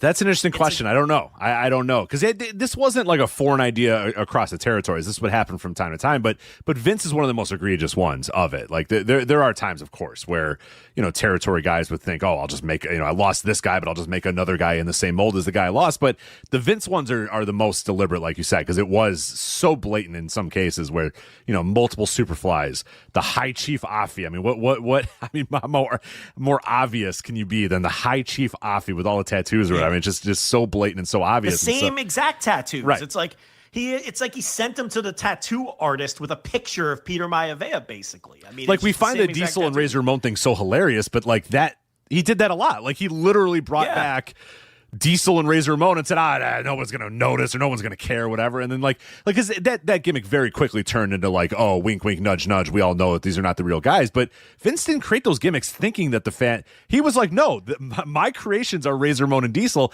and that's what people are going to care about. And guess what? The fans were like, who the fuck are these guys? These aren't Kevin Nash and Scott Hall. These aren't Razor Ramon and Diesel. But he is there's a certain complex that he has about this superstar creation and the factory and the star making machine that I will make a new Superfly. I don't need Snuka. I will make a new one. And it's like, it doesn't work that way. Those guys have to be, they have to have the total package. You can't just make a new Sergeant Slaughter. Sergeant Slaughter got over everywhere he went because he was Sergeant Slaughter, not because he was a fake military guy. You know what I mean? But to Vince, the fake military guy was what got him over, not the fact that he was, over because he was Sergeant Slaughter. And from Vince's point of view, he's like, I'm going to take a real military guy. Yeah. I'm going to make my own Sergeant Slaughter. And he did it with Kirshner, who was a real military guy. And it did not obviously work at all. The guy was almost immediately a prelim wrestler. I mean, he tried to put him in feuds with the same people. He's having like flag matches with Nikolai Volkov. It just didn't work. But there's that arrogance with Vince. But I think that Sivi Afi, he's got to be the only one who they tried it twice with, right? I mean, I can't think of anyone else where he tried to the same guy multiple times, do two knockoff gimmicks. It's got to be the only one. I'm trying to think off the top of my head. I can't think of anybody. Yeah, because he tried so many times with this guy. He saw something. I don't know if it was a challenge to him or he just saw something in this guy, because he had an okay look, but he didn't have like a great look. He didn't have a look like an undeniable, this guy, you have to try to get this guy over. So I don't know what it was. It probably was just the fact that it failed and Vince just kept thinking, well, I'll do it. I'll try it again. And one of them is going to click. Right? It had to just be that. Yeah. it's funny too. We talked about Outback Jack and how that 6-man tag was the final match for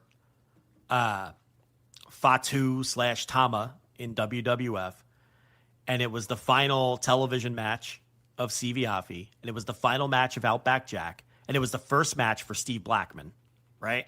So you have all these not the first match for Steve Blackman, the last one until he would come back into 1997. He had done WWF match, right? I think he had a couple of others. Let me double check that. I think he had a couple of other televised jobs before that, but let me double check. You might be right. I was under the impression it was just popped in to do a job, and that was Let's see first here. time Let's see and only time until the 90s. Cage match has for us. First televised match for Steve Blackman. You're right. Yeah. So Outback Jack, it was his last match, and even he was a knockoff of Crocodile Dundee. I mean, that was just Vince trying to capitalize on Crocodile Dundee, which if you didn't live through that was like a massive cultural thing for whatever reason. Hard to explain, but yes. Yeah, I mean, I don't know why, but Paul Hogan as Crocodile Dundee. I mean, they made like 4 of those fucking movies. And that was Vince's attempt to capitalize on the Crocodile Dundee phase. You can even look at that in some ways as a knockoff gimmick. And that poor guy, someone coming into the world of wrestling, and he came in, Vince filled his head and made him think he's going to be this giant star. And he went into the locker room carrying himself like a giant star. And that backfired massively on that poor guy who got ribbed relentlessly until they basically chased him from the wrestling business. But yeah, that's Sivi Afi. I mean, it's a pretty, to me, a fascinating career where, you know, he has that massive successful match with Ric Flair, a record that still stands today. And then you have Vince McMahon just struggling for a way to get this guy over who, I mean, surely Vince saw that he had no charisma, right? I mean, he just had no charisma. And he was nothing special between the bells, and he just didn't pop. He's just not a guy who popped when he was in the ring or on the screen. So yeah, I watched a lot of him. I've seen him obviously many times in my life, but you know, when he passed away, I decided to watch a bunch of matches, and I just never. I mean, I watched a dozen matches he had. The only ones that I really thought were any good were he had a couple matches with Randy Savage that were pretty solid, because Savage always was a very giving wrestler. He always was. Yeah, so he's bumping all over the place. He's trying to get something out of the guy, you can see. And then the other one that I thought was okay was Buddy Rose. Now it's like, Joe, I think you could have a pretty good match with Randy Savage and Buddy Rose. That's not exactly a huge accomplishment, but those were the two that I watched that I was like, okay, I guess I could see it. But it's like, I mean, come on, it's Buddy Rose and Randy Savage. You know, doesn't get much better than those two. So, yeah, those weren't exactly the most crazy. You know, it wasn't like I saw a match of his and I said, wow, he really, you know, grabbed this match by the horns and really, you know, really turned this into something. Like, he got carried a couple times, but everything else was just pretty bad and pretty boring. And it's just like a fantastic coincidence that the tag team of the Islanders began and ended teaming with Sivi Afi. Their first match was teaming with Sivi Afi, and their last match was teaming with Sivi Afi. And the fact that he didn't get over led to them becoming a team off of that first match. And the fact that he didn't get over in the last match led to the team breaking up. It's just so interesting to think of it that way. It's great. Did you talk about his arrest at all? No, like by all means. Okay. Here we go. I'll get in October of 1997, he was indicted by I cannot even pronounce this county. Some random county in Ohio. Are you regretting to inform me that Sivi Afi is canceled? Well, you could decide. He was the getaway driver for a robbery, burglary, and kidnapping carried out in January of 1996.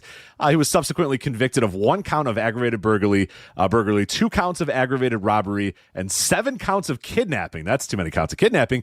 And sentenced to 15 to 40 years incarceration. Following a series of appeals against his original sentence, he was released in 2007. So he spent 1997 to 2007. So he spent a good amount of time behind bars, 10 years behind bars. But then he was released back to Samoa. So, man, did his time? Yeah. Getaway driver, him and Tony Casino. They should have been a tag team on the Indies. The Wheelmen. The Wheelmen. Right. Could have been the Wheelmen. I mean, come on, getaway driver. Come on, that's not as bad as, you know. You just, you know. Yeah, it's a kidnapping though. The kidnapping. I would like to know more about the kidnapping. Yeah, that's. I mean, who are we kidnapping here? Right, that's rough. Yeah. And was it kidnapping because was it like a technicality kidnapping? Did they cross a state line with someone? Or did they have like a child with their mouth taped and their wrists tied together in the trunk? Yeah. Those are two different kind of kidnappings. You know what I mean? Like, so I don't know if it's a cancelable kidnapping. Kidnapping's a pretty bad one, but that's as you not say, great. The getaway guy for a robbery, driver. You know, that you could get caught up in that. That could be hey, what are we doing? Hey, stop right here for a minute, okay? You know, right. And then they get in the car with burlap sacks with the dollar signs on it, and you're like, whoa, yes. I didn't sign up for this, but kidnapping. Like, you better step on it, right? Right, but right. they have like one of the bank guards in the car with them, and then you right. You know, like, so, you're just driving your friends around town and they're like, hey, can you stop at the bank for a minute? And then you're like, all right, yeah, sure. And then they put their Ronald Reagan masks on and grab their burlap sacks. And, you know, one thing leads to another. And all of a sudden you're the getaway driver for a robbery. I mean, it happened. Who among us hasn't had that happen? To be honest, you know, when I was in my late teens, I was unbeknownst to me brought on drug deals. That could have turned out real bad. For sure. You know what I mean? You're in the car. You don't know where your friend's driving. You turn around, all of a sudden we're in Irvington, and he's buying drugs from some guy on the corner I've been there. Yeah, been there. At a housing project. And you're just like, why am I here? Why did you bring me to this? I want nothing to do with this. You know, but you know, now you're accidentally part of something. I've been a part of that many times until you learn. You're like, you know what? It's 11:30 at night. I am not getting in a car with you again. Right. You know the people that you are times, not getting rides from and you're not getting in the cars with. Yeah. That you learn Right. over, but you do it once or twice and you go, okay, that's what this guy does at 11:30 on a Friday night. I'm not going to be with this man anymore. Right. So I can't say that I haven't, accidentally been involved in some, I've maybe never not accidentally kidnapped. Yeah, kidnapping again is kidnapping. Now some, maybe some transactions both to and from. Yeah, sure. I've been in the car for that. I can't sit here and lie and tell you that I haven't been. And who am I kidding? I was booking bets for like 6 years. So who am I to talk? So I've been involved in some stuff, unfortunately, that I'm not proud of. But so who knows what this getaway driver thing was? Maybe he didn't know what was going on, or maybe he was the guy who, put the masking tape over the kidnapping victim's mouth. Who could say? Who could say? The man did his time. He did 10 years. Well, the jury said because they sent him away. Yeah, So right. they said. But is he canceled? That's eye of the beholder. I guess. Right. We report, you decide. That's right. How about that? Some more gimmick knockoffs in the chat. They mentioned The Undertaker, Brian Lee. Comes in as the fake Undertaker. Now, that was more of an angle of that wasn't like Vince trying to replace The Undertaker. That's a little different, right? What do you think of fake Kane with old, Doc Gallows, right? Suntan Biker Man, right? Yeah, Suntan Biker Man is the fake Kane. Again, I think more of an angle versus like we are going to replace The Undertaker. This would be like if The Undertaker left and they were like, well, Brian Lee's The Undertaker and no one's going to know or notice that it's not, Mark Calloway or whatever. That's different. Right. That would be the one-to-one comparison that we're talking about here because that's what they did with Afi and that's what they did with several of these other guys is someone would leave and they would just be that gimmick. So no, that'd be a great comp if in 1994 The Undertaker was like, fuck this, I'm leaving, I'm going to WCW or whatever. Right. And Brian Lee was just inserted as The Undertaker. So Yeah. So I'm sure there'll be some we forgot about, but surely Sivi Afi's the only one where it was attempted twice. Yeah, it was 5 overall repackages. Yeah. Gotta be. Vince McMahon, the original Johnny Sack. Put Pontecorvo in there. You just get the next guy up. A reference that goes right over Rich Craig's head. I have no idea what you're talking about, so I will just... many people popping for that. I will just gleefully nod along as if I'm in a DM conversation with you and Tony Khan. So I'll just nod along. Oh, well, they seem to like it, so that's fine. For doing soprano bits for 2.5 days as Rich is like, God, will my phone stop going off? Why do I have to share an account with this guy? All right, so that's Sivi Afi. There it is. Yep, Sivi Afi. Most people don't realize how much their personal information is being bought and sold every day. Data brokers are making billions, pulling details about you from public records and the internet, and then packaging and selling it, usually without your consent. That's how your information lands in the hands of scammers, spammers, even stalkers. It's why you get endless robocalls and why ads seem to follow you everywhere. That's where Aura comes in. Aura actively removes your data from broker sites and keeps it off. They also instantly alert you if your information shows up in a breach or on the dark web. But Aura goes beyond data protection. With one app, you get a VPN, antivirus, password manager, spam call protection, dark web monitoring, and even up to $5 million in identity theft insurance. All backed by 24/7 US-based fraud support. Other companies might sell just credit monitoring or just a VPN.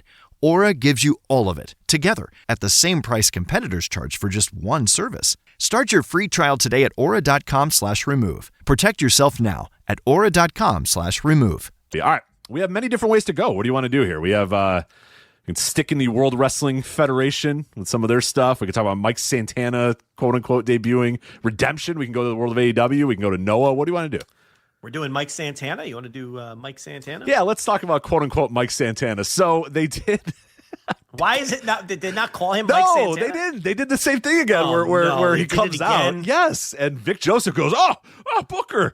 Who's that Booker? Oh, Vic. It's that guy. It's him." Hold on a second. He's been on NXT. Yes. So how are they doing this? I don't know. It's like, so this is so weird. So it's like on their YouTube channel. It's like a newsworthy superstar debuts on NXT. And I'm like, you fuckers. He was on your TV 5 times last year and 1 time this year in March. Just call him Mike Santana. Just say it's Mike Santana from TNA. Yeah. But I don't know. I cannot get in the headspace of this fucking company. But no, he is just, oh, we know who that is. Oh yeah, Book, it's him. Like we're doing that again, like we did with Ricky and we did with frickin' with Evil. Same thing. I don't understand. Yeah. Don't debut the guy unless you have his name together, and also just fucking call him Mike Santana. Really, we have to come up with a different name for Mike Santana. He can't just be Mike Santana, even though he's been on your television multiple times. Yeah. Well, they want to own his name. Right. So they got to give him another name. But why not just have that straightened out before you bring him on TV? Yeah, exactly.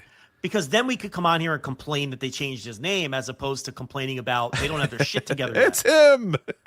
Yeah. I mean, it is really bad that they do that. It took 2 weeks for Ricky to come up with Ricky Saints, right? Yeah, it wasn't until they did the contract signing and they revealed his name was Ricky Saints.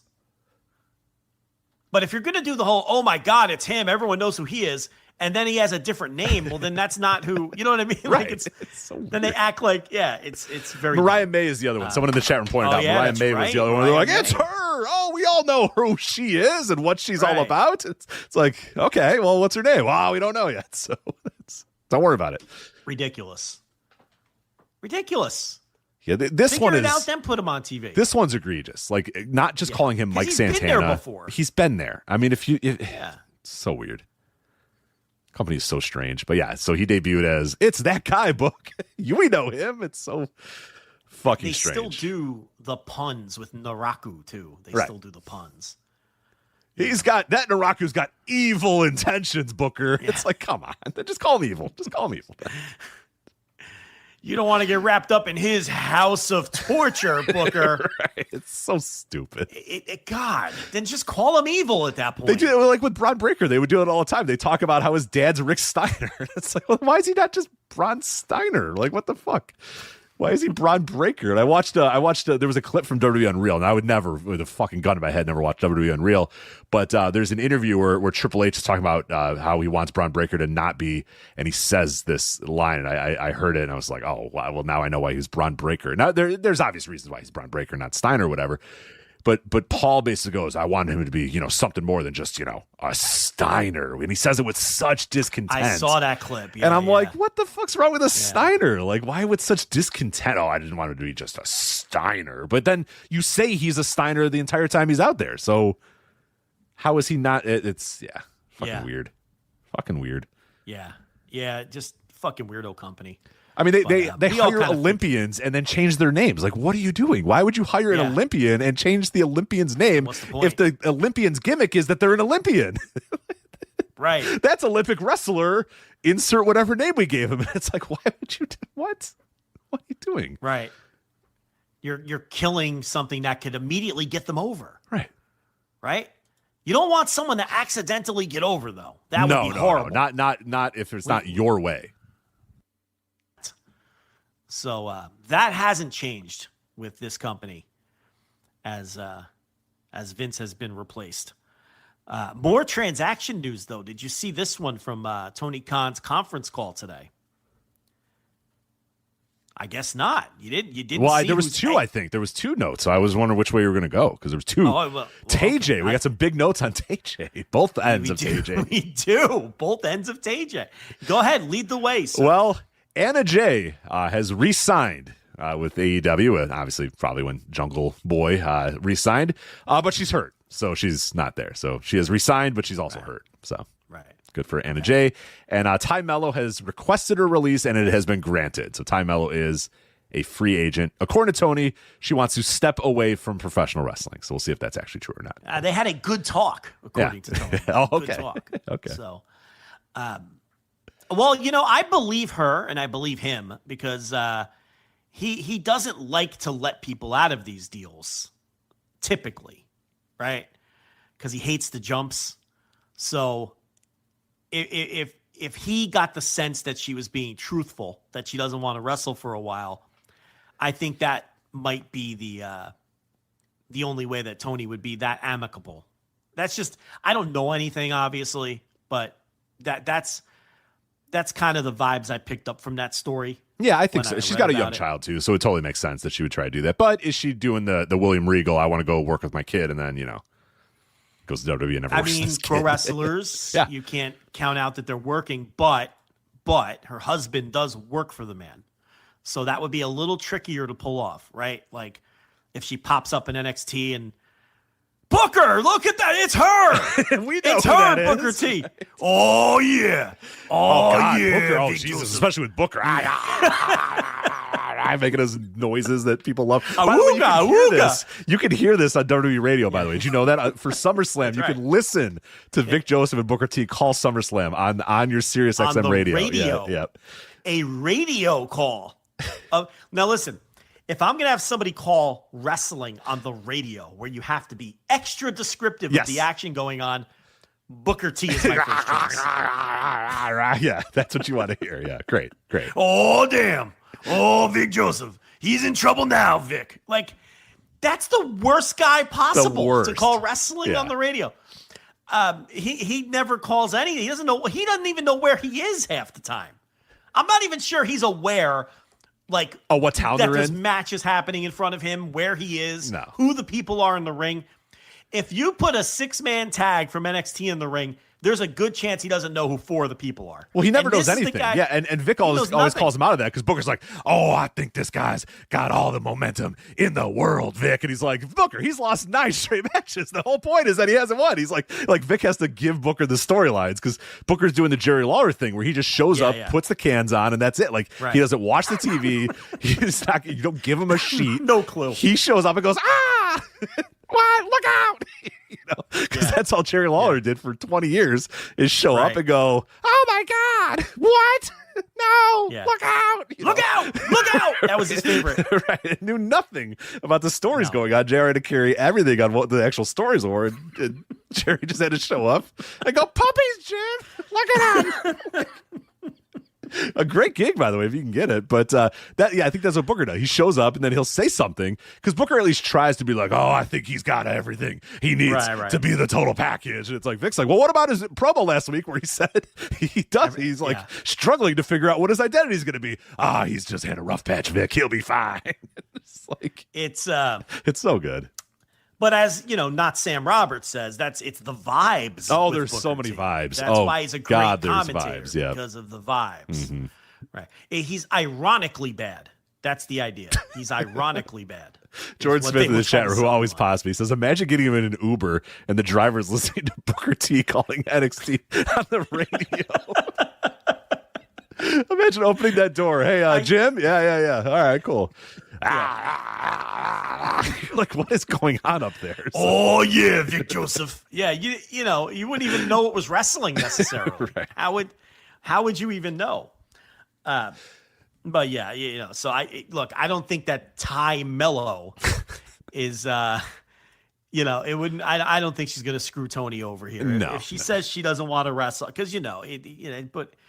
Also, if she jumped, who would fucking care if Ty Mello jumps? Exactly. Like, but Tony would though. He hates these jumps. That's the thing.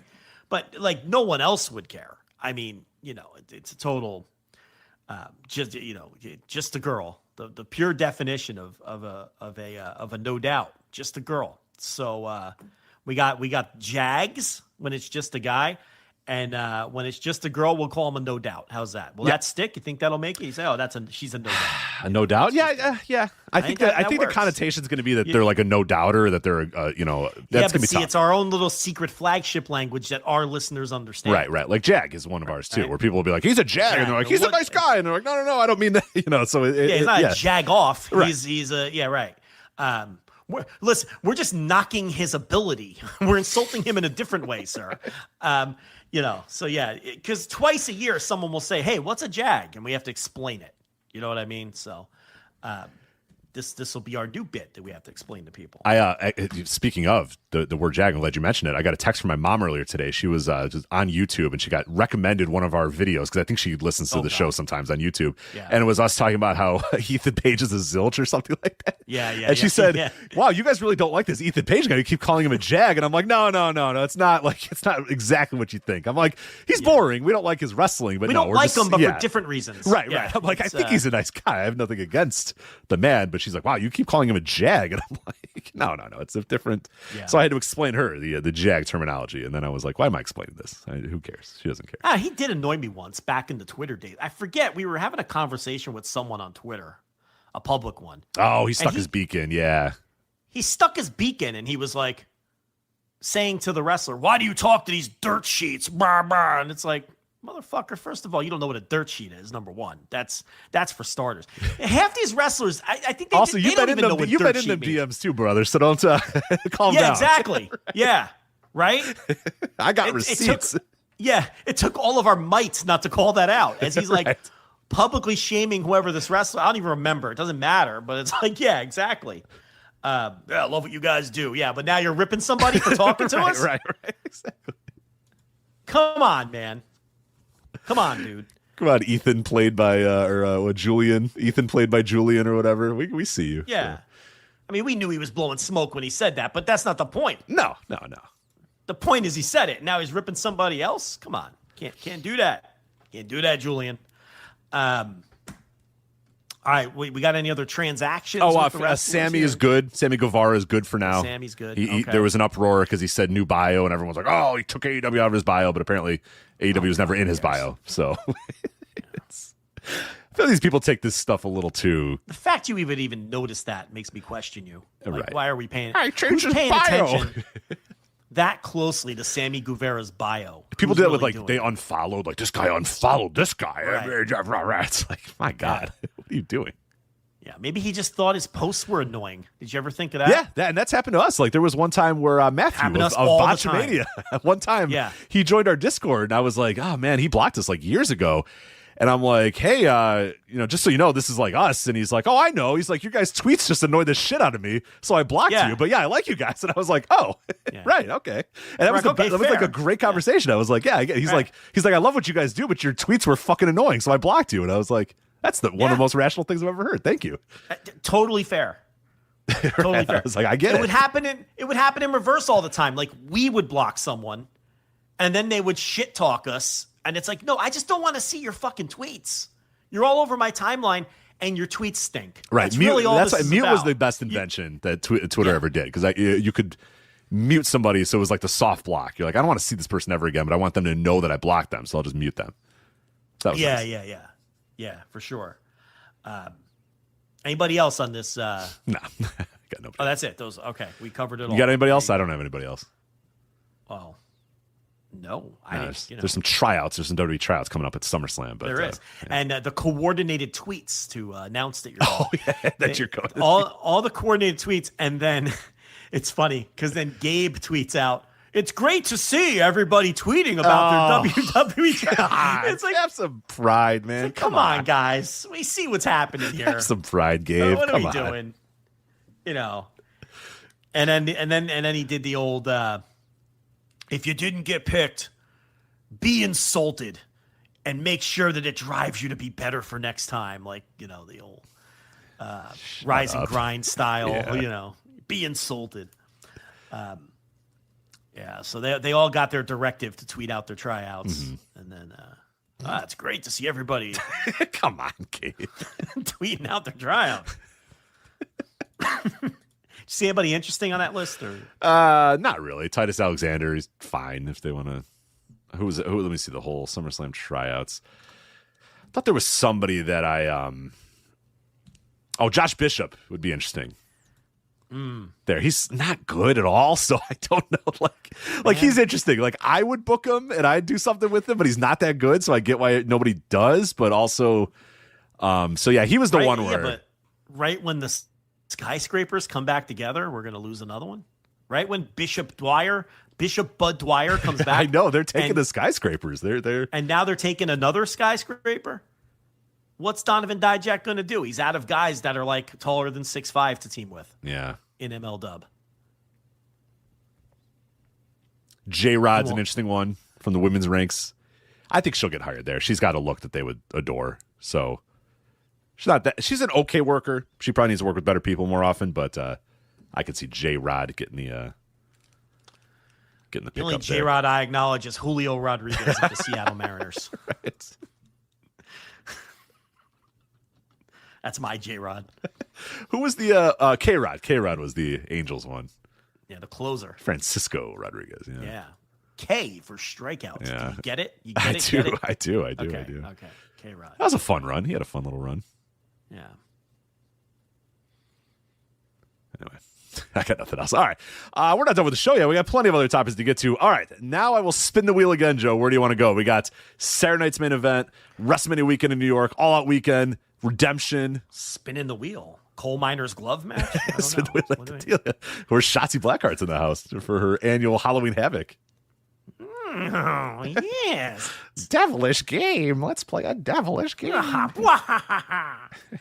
Come to my graveyard of horrors.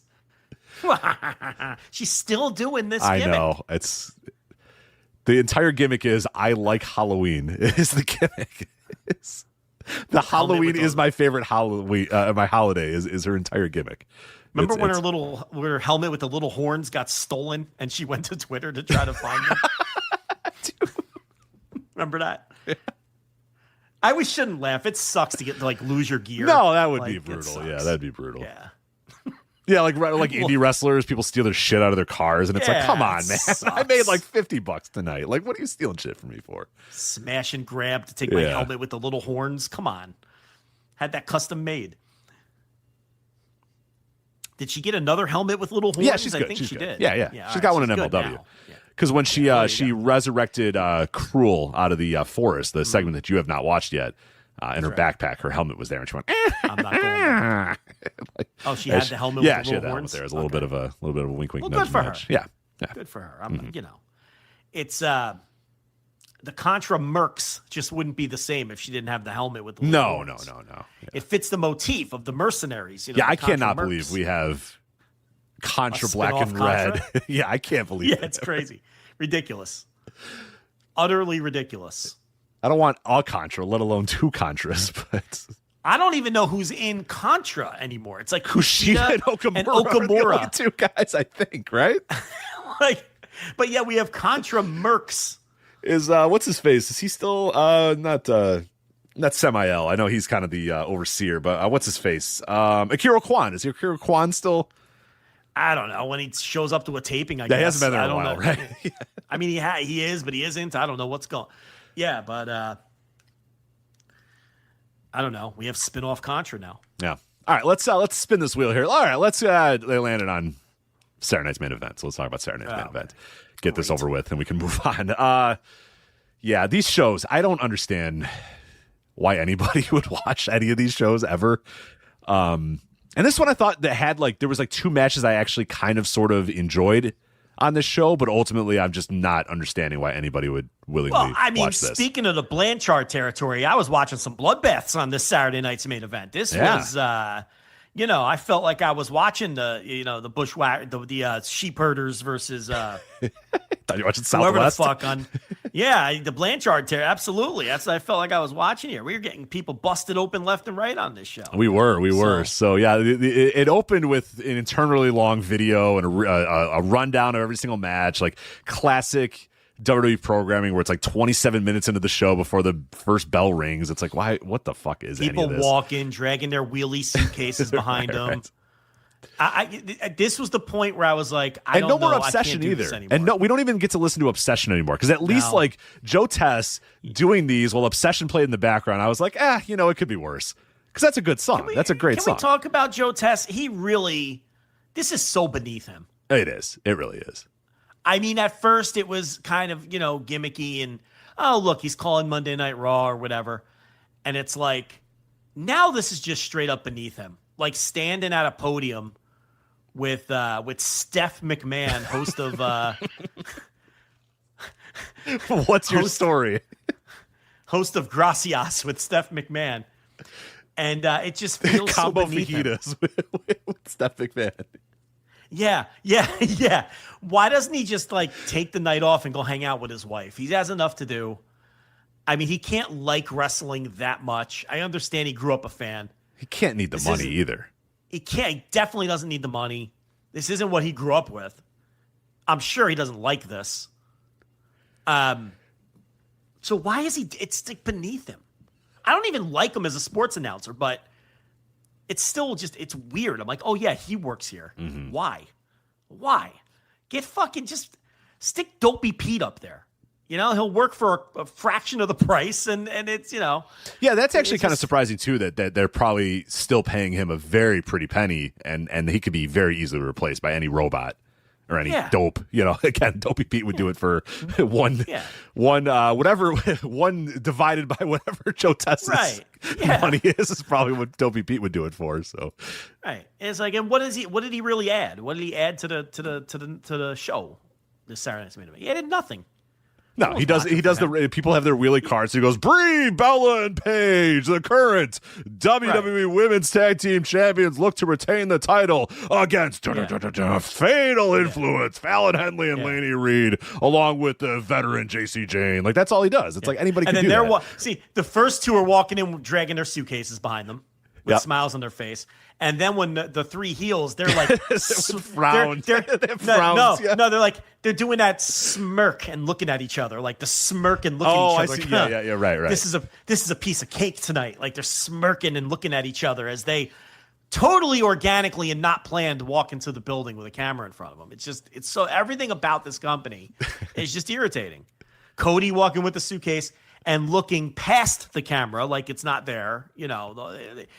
I can't take it. Everything about this company annoys me. These might even sound like little things to people. Like, why is this annoying? Well, you go watch it, and you'll see why it's fucking annoying. Yep, it all adds up. It sucks. CM Punk having to wear New York Knicks colors because Cody Rhodes was also wearing New York Knicks colors because the show was in New York City and it was filled with New York Knicks, and we were doing Fanatics Fest integration. So CM Punk, who hates basketball and I'm sure does not like the city of New York, has to come out in New York Knicks colors. If it was the New York Rangers, he wouldn't have done it. No. He wouldn't have done it. There's not a fucking chance. But he doesn't like basketball. He's not a Bulls guy. He's a Blackhawks Cubs guy, right? Correct. So he don't have any affinity for the Bulls or anything. I bet you he wouldn't have done it if it was like the fucking Mets or the Rangers or something. Definitely not the Rangers. Because these hockey guys are pretty crazy about that shit, right? Like, oh, yeah. They have, like, my mindset, like, they would never do that sort of thing. But this was, like, a little overboard on the Knicks. I mean, geez, I know we're in MSG, but this felt like... We heard you. The Knicks are the champions of the NBA. We got it. This would have been fine if it was a house show, I think. But this was on Peacock, going out to everyone. No one outside of New York gives a fuck about the Knicks. No. In fact, a lot of the people watching probably don't like the Knicks. Probably hate the Knicks in a lot of cases. This was so heavy-handed with the fucking Knicks shit. First of all, it was a month ago. I mean, it's old news at this point. That's number one. Number two, this wasn't just some self-contained house show or something that was just airing in New York. It was really heavy-handed with the Knicks shit. And, it was for somebody like me to sit through this when I don't even like it to begin with, and then it's just Jalen Brunson and stand the Knicks, so you know what I felt about it. Yeah, I mean, just I don't know, just way too much Knicks for a national broadcast. Yeah, no doubt about it. So we opened after 29 minutes. Finally, Fatal Influence versus Brie Bella and Paige, and Fatal Influence are your new WWE Women's Tag Team Champions after a another annoying WWE thing that got me. That again, people probably don't notice, but I notice, and once you notice, you'll never forget. Paige loses, so she got pinned and she lost or whatever. So she's on the mats, distraught. You know how WWE wrestlers they stand with their like cross-legged in the ring with their hands on their head. Brie Bella had to sit next to her and also be upset, but she had to shimmy on over to do the spot because you can't just she can't be upset over here and Paige be upset over here. We have to both get in the shot. So they cut to Paige, and she's got her hand on her head, like, oh, my God, I can't believe we lost. And Brie Bella has to scoot on her butt over to then hug Paige and go, oh, my God, I'm also distraught, too, that we lost the titles. It's these little dumb things. The show about pro wrestling that I just fucking hate about this company. That Brie Bella can't just be upset 5 inches away from Paige. No, she has to hug her and also put her hands on her head and go, it's okay. It's okay. We'll win. As Fatal Influence walks backwards up the ramp going, ha, ha, ha, ha, ha. It's just like, fuck. Bad, but so a horrible match. Horrible match. But if you care about such things, the horrible tag team aren't the champions anymore. Yes. That was And a hopefully horrible they're tag done. team. Hopefully we're done with them. So You would think that they would just be done as a team at least. Not a good team. And look, at least the other act is fresh and starting to get over. You could look at it from that standpoint. And yeah, I don't know. I always feel silly like analyzing this. yeah. What's the point? In earnest, but look, if I'm trying out for my potential WWE radio you got to gig do this. that you promoted, that you set up for me earlier, then that's what I would say. All right, let's make some fun out of this stupid review we have to do. Oh, no. I'm going to approach this like I would if I was on my first day at the job on WWE Radio. And you can do the flagship version of the review of each match, and I'll give you that review. And my review would be, this Brie Bella Page team, they've kind of run out of steam since WrestleMania. I'm sure they'll do great things moving forward because, it's two legends, Brie Bella and Page. Oh, These are WWE Hall legends. Brie Bella is a WWE Hall of Famer. Absolute legends. Brie mode. I love Brie mode, Rich. Brie mode. When I used to watch Total Divas, I used to get such a kick out of Brie mode. It was so funny, that bit she had with her sister. But yeah, you got these two great legends, and now I think this frees them up to just be able to do such great things outside of this tag team division. And Fatal Influence, they're over now, and the fans are getting behind them, and I think this is a great move. Tremendous job by Paul Levesque here, pulling the trigger on Fatal Influence, and I see nothing but great things ahead for those three young superstars, and great things ahead for Brie Bella and Paige. Absolutely. I love it. Then we moved on to a no disqualification. I'm sure there was 1,000 things in between this, like videos and dumb shit, but the next match that we had was Danhausen versus JD McDonough. No disqualification. Danhausen gets the win. How do you even bit aside? Take a pause on the bit for 1 second. Are we a little overboard on the Danhausen stuff right now? Are we going a little too crazy? Because this match is Danhausen comes out. Dominic Mysterio and Judgment Day, they just start interfering within like 5 minutes of the match and just doing a bunch of shit. Danhausen then goes to the back. Two mini Danhausens show up. Danhausen gets, and none of this is all a shoot. This is all, I'm not making any of this up. How could I possibly make any of this up? Danhausen then goes to his, what is it? A cloning machine. His cloning machine.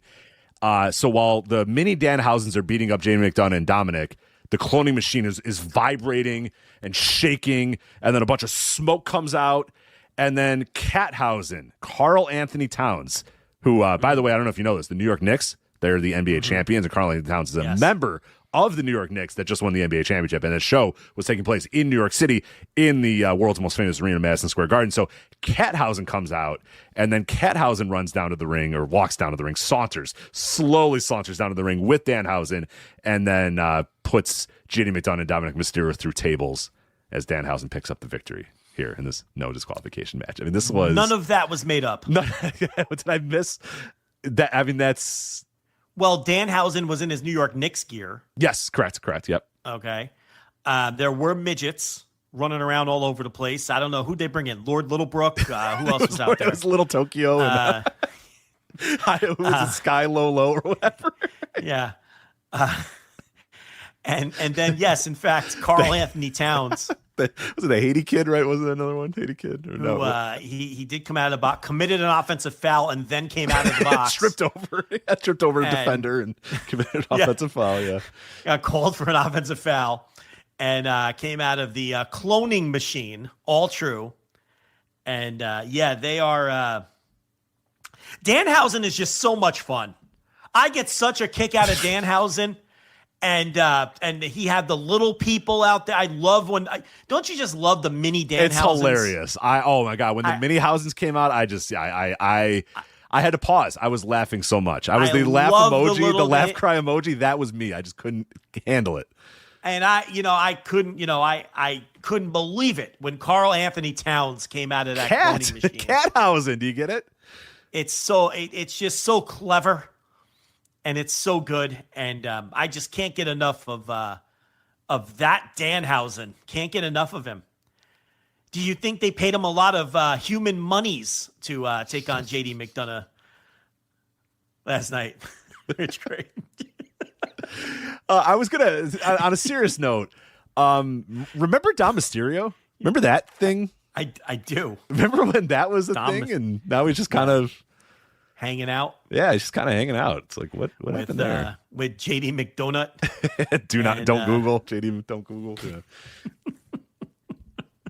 Yeah. Yeah, it's fucking the Danhausen thing. They are getting their monies. They're getting their human money's worth on Danhausen. They are beating this to death more than I ever thought they could. That's saying something. I mean, in record time, they're beating this to death. The Danhausen, which we knew they would. Not to this extent. I did not think they would have just embraced it. They have jumped into the deep end with Danhausen and are going all in. It's wild. Yeah. But he's cursing World Cup teams. He's cursing the Spurs. I want to see a win-loss record on his curses because I feel like everyone's just like, Danhausen curses, and then they lost. It's like, how many things does he curse that don't pay out? It's kind of like our predictions. I think they're whiffing on the gimmick, but that's neither here nor there. We knew that they would.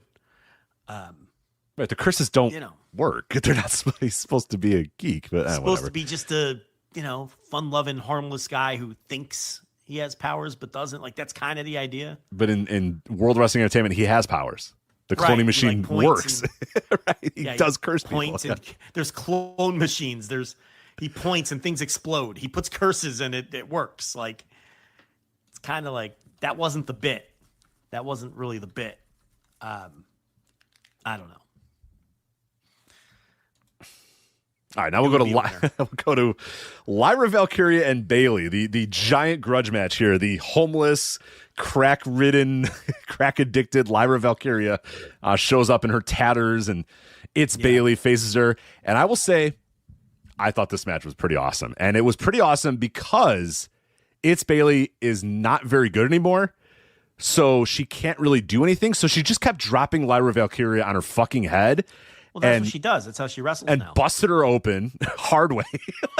Busted open Lyra Valkyria's nose, which was awesome. It was like a faucet. She was just bleeding all over the place. And here is yet another thing that we can add to this is why I fucking hate this company. How cool is it that and again, it was a happy little accident here. Bayley just kind of recklessly throwing elbows, breaks Lyra Valkyria's nose hard way. I mean, just blood gushing out of her. This is a grudge match. This is a rivalry. This is a rivalry 2 years in the making. It's pretty fucking cool that Lyra Valkyria is gushing blood and there's blood all over the ring and all this sort of stuff. So what do these motherfuckers do? They stop the goddamn match for a minute to clean up Lyra Valkyria and get all the blood off of her face and then get her back in the ring. Fuck you. Fuck you. This company sucks. Fuck off. This company sucks. It fucking sucks. If it would work in any match, it'd be this one. It's a perfect match to have the hard way blood. Yeah. And if you're a wrestler of any reputation, you would say, you know what? I can't. My nose is fucked. All right, what happened? It happened. But this is good. This is a happy accident now because now I'm busted open. This feud, this match, we can get a little bit more dirty with it. We can get a little bit more gritty with it. We can do that. But this fucking company, they had to stop. The referee has to tell Bayley, no, stop. Stop attacking your opponent for a minute so we can clean her up and get all the blood off of her face. Fuck you. Yeah. Cut. Draw the curtain. Yeah. We got to. Yeah. It's garbage. Fallon Henley got busted open earlier. That's right. Yeah. Forgot about that. So it's like watching an episode of fucking Southwest. Yeah, right. It was people bleeding all over the place. I was waiting for Wildfire Tommy Rich to come out covered in a crimson mask. Southwest that's rocked. what the show was like. They were my favorite territory to watch last year when I was doing Tour of the Territory. Southwest vaulted up my list. I loved Southwest. They had really, really good action, bloody, hard-hitting, gritty. Like, man, so good. So, of course, they were on USA First. What if they won the war? Exactly. You'd be watching it today. Right. Well, actually, do you know the big reason why they got off? I mean, they got off of USA because Vince McMahon gave them a big, giant bag of money. But there was a Bob Sweetan Tully Blanchard match where they were just gushing blood. And USA was like, you can't show that. And Southwest was like, the fucking hell we can. We're going to show it. They're like, no, you can't show that on our television. And, Blanchard's like, I don't know, fucking assholes. I don't know shit, And so they're like, all right, we're going to go with this company that's giving us a giant bag of money and is promising not to have Bob Sweetan gushing blood on our television. So we're going to do that instead. And Southwest is out of business like a year and a half later. But I appreciate Joe Blanchard putting out a cigarette and going to hell with those New York assholes. Fuck them. Like, you know what I mean? Like, we're going to show Tully Blanchard. We're going to show my son and Bob Sweetan gushing blood. And then they had the next week, they had a whole segment where forget the guy that was hosting Southwest, but he did a big thing like, the big wigs on our network don't want to show this. And I'm like, oh my God, this is the network that you're on that's paying you money to have your show on. What are you guys doing? And they're like, so what we're going to do is we're going to show you an edited version of the match. This is what they wanted us to show you. And it's like, there's just a big black, the screen's just black the whole time. There's like a big bar. Yeah. And they're like, that's what they want us to show you on Southwest television. I'm like, you guys, like, they're going to tell you to hit the fucking bricks, and they did. So it's like the Cyrus the Virus gimmick in ECW on TNN, where Heyman knew he was cooked, so he turned the network heel. Right, that's kind of like the same thing that they were doing there. Bob Sweetan, also do not Google. Do not Google Bob Sweetan. No, a bad guy. Yes, Very bad man. I had to regretfully cancel Bob Sweetan one episode into. Yeah, this one is not in dispute. Bob Sweetan is in fact canceled. I am not disputing Bob Sweetan. Yeah, there was there was a quote. Let's see let me see if I can find it. No, not from him. It was from his strange. Oh, even better. No, his wife. Okay. His Sweetan's ex-wife Rebecca says, quote, this is from my Tour of the Territories notes. Yeah. Quote, he's a waste of skin as far as I'm concerned. He fried his brain with drugs, deserted his children, and abused them emotionally, physically, sexually, and mentally. Mm-hmm. Bob Running Sweetan. the gamut. Bob Sweetan, everybody. That's the four corners of abuse that he didn't miss one. Nope. He's a waste of skin. I love that. Waste of skin. He's not even worth the skin that's on his body. I love it. You know what was impressive about that? Not his four corners of abuse. The speed in which you pulled up those notes. Who knew that Bob Sweetan was even going to come up on this show? And you had those Bob Sweetan notes. I was ready to go. Yeah, I remember waste of skin. So I just typed in waste of skin and it came up right away. So yeah. I mean, it doesn't get much worse. Imagine being told you're a waste of skin. Listen, Bob Sweetan is an underrated, awful wrestling person. I think that he's like one of the worst. Think of the ground that covers. And I don't think he gets enough quote unquote credit for being one of the worst. Yeah, like him and Buck Zumoff are like two of the all-timers where you're like, oh dear God. This is Zumhoff, I think people are familiar with at this point. Yeah, not many people know about Sweetan. Yeah. Sweetan is really an underrated, shitty guy. Like, really underrated. So, I could just see in our chat, people are like, oh my God, just like, they didn't know. Nobody knew. You Google Bob Sweetan, and it's just... Oh, I got a note from Jim Ross here. Jim Ross says, I didn't like Bob Sweetan, didn't want to be around him, and he was a miserable human being. Jim Duggan, who's like the nicest guy ever. Have you ever seen what Jim Duggan's like social media content is these days? He just gets on a plane and like with his wife, and he's like, "We're going to Branson, Missouri." Just like he's having the time of his life. He referred to Bob Sweetan as a bully and a piece of garbage. Yeah. And Colonel De Beers says, I wasn't a fan of his from being a locker room thief to just among other things, he's just a fucking asshole. What a quote. He's just a fucking asshole. Right. On top of everything else. Because Colonel De Beers is trying to think of all the things, and he's like, you know what? He's just an asshole. What do you want me to say? The guy's a fucking piece of shit. I don't know what you want me to tell you. So. On top of everything else, a locker room thief. On top of everything else. That's like a little cherry on top. Right. He's stealing shit too, yeah. He's going to steal from your bag while you're in the ring and then go home and just terrorize his family. Just an awful man. Unfortunately, several times as I was watching, I was like, God damn it, he's a very good professional wrestler. Like, fuck, man. He's such a horrible human being. It was so terrible, Yeah, you're sitting there going, fuck, man. Like, what do I write? It's like, That's the thing about, like, people are like, I should go back and watch PWG or whatever. And it's like, no, I'm not going to do that because I'm going to be like, hey, this guy's pretty good. And they're like, actually, this guy did this. And then I'm like, okay, I can't couch. Or somebody was like, you should go back and watch Old Progress. And I'm like, you really want me to go back and watch Old Progress? Like, Progress? Could you pick a worse promotion? I would have to couch everything that I like. I'm like, all right, look. I know Marty Scurll, but this match was really good. Like, I'm not going to do that. You can't do that. There's certain territories and promotions you gotta stay away from.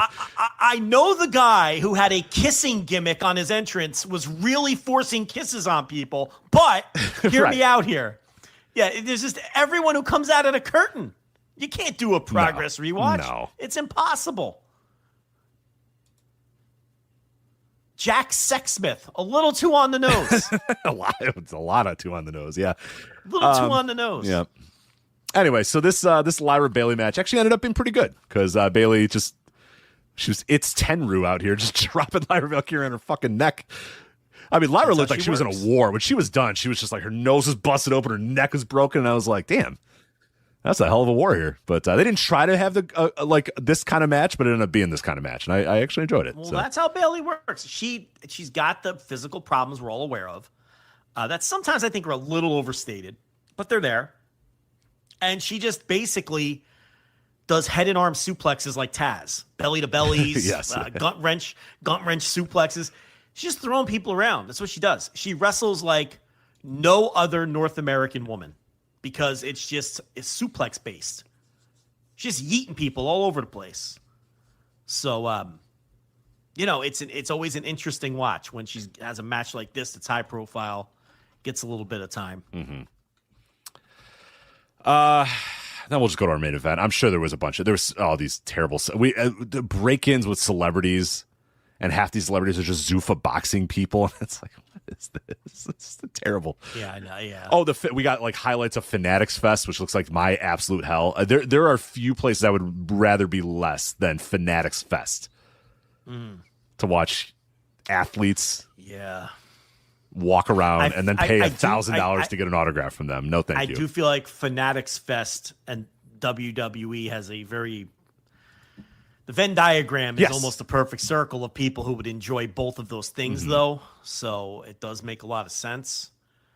If you're a Liv Morgan fan, you probably plunked down some money for Fanatics Fest. I would. Oh, absolutely. Yeah, you stood in line for 2 hours and paid $1,000 to have Liv Morgan go, hi, how's it going? All right, here you go.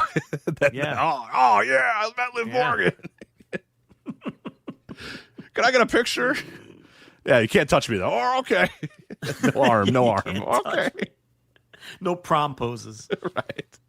Oh, my God, that Becky Lynch picture from like 10 years horrifying. Ago. That's the classic. It's so horrifying. God, I hate that picture. Oh, she's so tense. Oh, my God, she wants to die. Oh, she wants to die. I saw that photo not that long ago, and I hated it.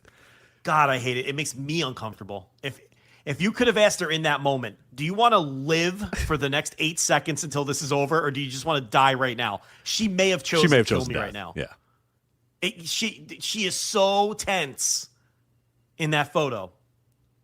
That's the classic example of that. Yeah, it's so fucking creepy. Yeah.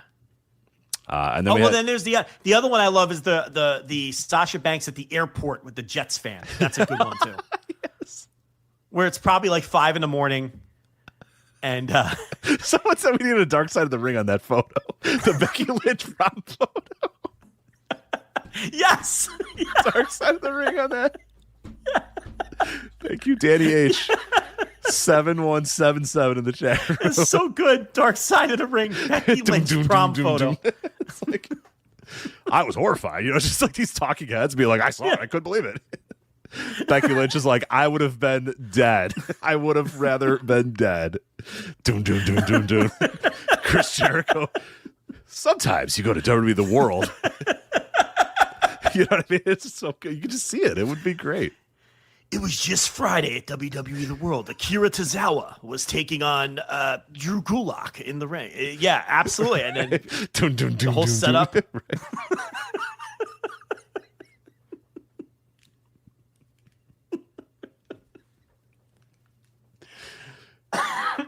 That's it. They got to do track down the fan. Tries to defend himself. Right. God. So then we had completely in on the bit, which I do appreciate still, Cody Rhodes and CM Punk. So they do a pre-match promo here for this main event. So it's Punk and Cody Rhodes versus Gunther and Sami Zayn.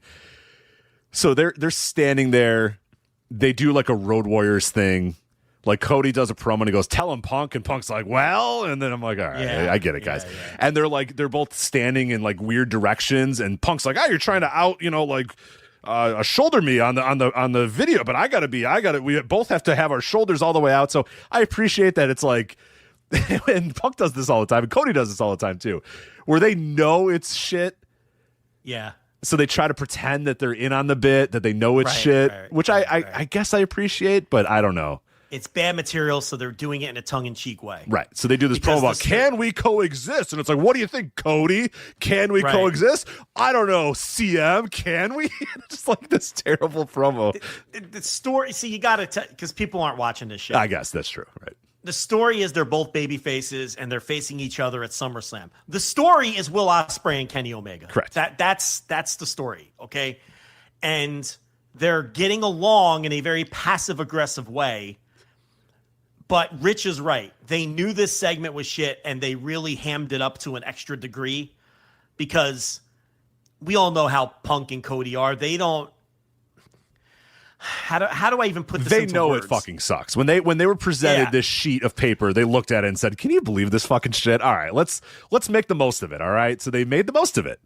Yeah, they had some fun with it, and the whole deal is like. They're getting along, but they don't want to get along, but they are getting along, and they were like, "Whoa, who's gonna enter first?" Yes, and then Punk's like, "Well, yes. I said I'd enter with you if and make it to, even though the champion typically enters." It's just And then Cody's music plays, and he goes, "Well, I guess it's me." And Punk goes, "I don't know if this is gonna work out." As he goes to the back, and I was like, "Oh my god." Yeah, it's both companies have their big summer event centered around a world title match with two baby faces who are passive aggressively getting along right now, but obviously on some fucking Raw the shit's gonna hit the fan, and on some Dynamite the shit's gonna hit the fan. Will already elbowed Kenny in the face last night on Dynamite, so they got the ball rolling on that. But they're both companies are telling the exact same story with their big match. It's the same thing. Mm-hmm. Except in this case, Cody Rhodes, who's the one that's not the champ? Cody Rhodes. Cody Rhodes is not the champ right now. Yeah, he's not like being trained by The Miz. That's like the only difference. Right. Or whoever,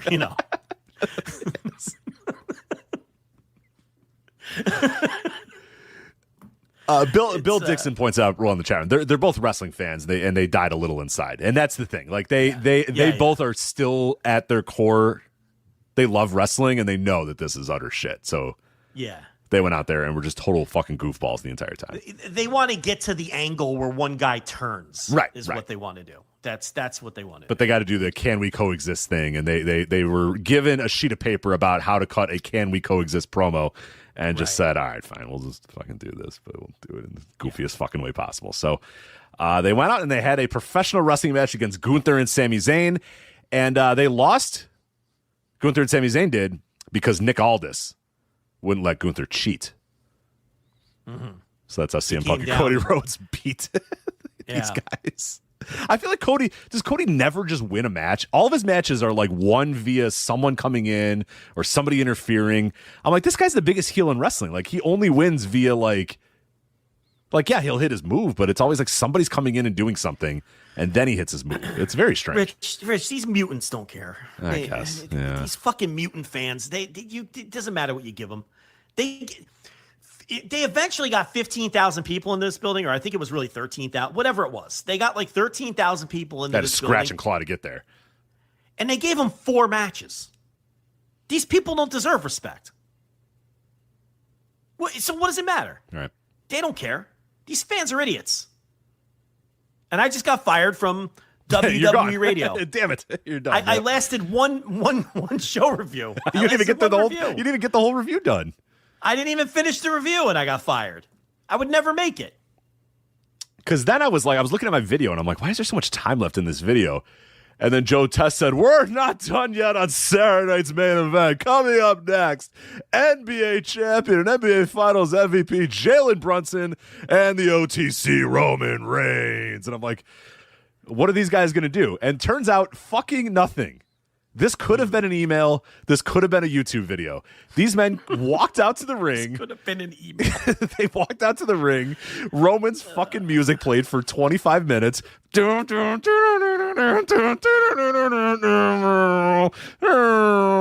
puts his finger in the air. Jalen puts his finger in the air. The fireworks go off. Yeah. I'm like, all right. Then they get in the ring.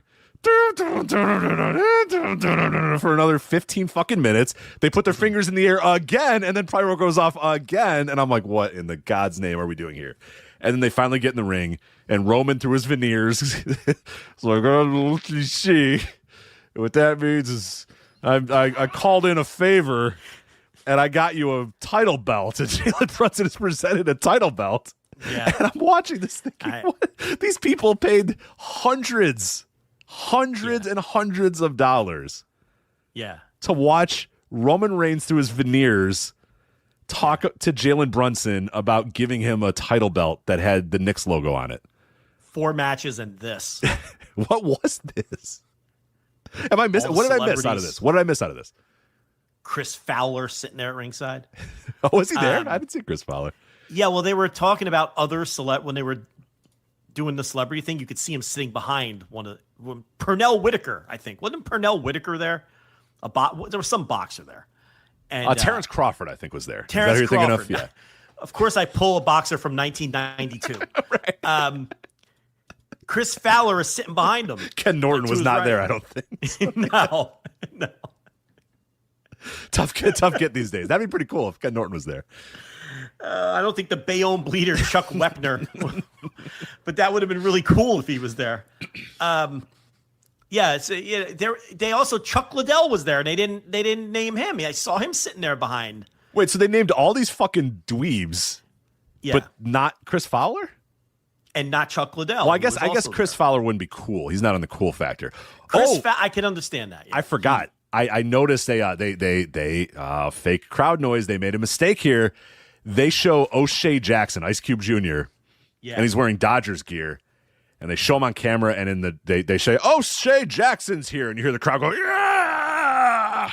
And Michael Cole says, I knew he'd get booed wearing all that Dodgers gear, and I said, Michael, he didn't get booed on the show I just watched. He was getting cheered, so they put in the cheers. They fake cheers for O'Shea Jackson as Michael Cole. They actually fake cheered the boos of the Dodger jacket. Unbelievable. The insecurity of this company. Because Michael Cole says, I knew he'd get booed with all that Dodgers gear on, but he didn't. I mean, it was a raucous applause for O'Shea Jackson. That means they had to be ready for that. Yes, too. Yes. Or they just did said, it for everybody. Maybe, I wonder if they just did it for everybody. That's a good catch. Yeah. Also, would there be anyone more annoying to hang out with than O'Shea Jackson? No. WWE superfan, Dodger fan, Laker fan. Like Kobe adult. Yeah, a card-carrying Kobe adult, too. Kobe adult WWE fanatic who roots for the Dodgers. No. Could there be a more annoying person to hang out with? I mean, that's the epitome. That's peak annoying. Also, is he a Cowboys fan? Is he a Cowboys fan, too? Probably. Yeah.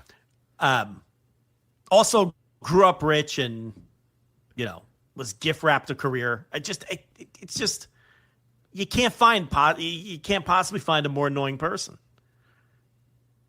He wants to talk to you about Danhausen, probably. So was I missing something with this Jalen Brunson? Like, why did this exist? Because they brought out Halliburton. Yeah. You didn't even bring that up yet. I guess not. You're right.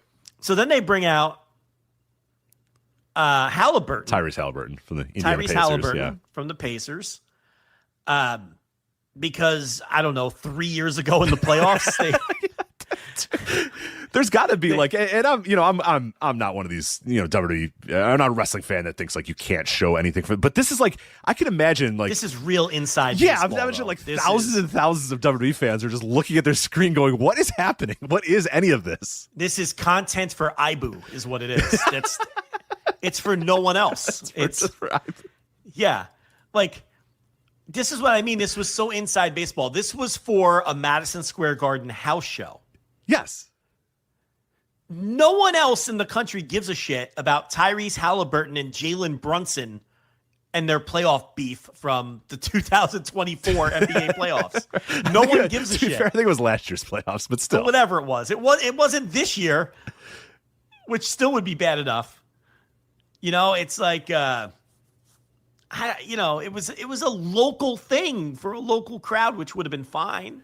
I think they were just so desperate to get onto SportsCenter, right? It had to be that. Probably. Right? It's just like the desperation to please put us on SportsCenter. Come on. And they did. And then what is that worth? Nothing. People complaining that wrestling is on SportsCenter is what it, you know. And wrestling fans going, what the fuck is all this? Why am I watching this? Yeah. So that was the segment. Yeah. And then, and then Roman got attacked by.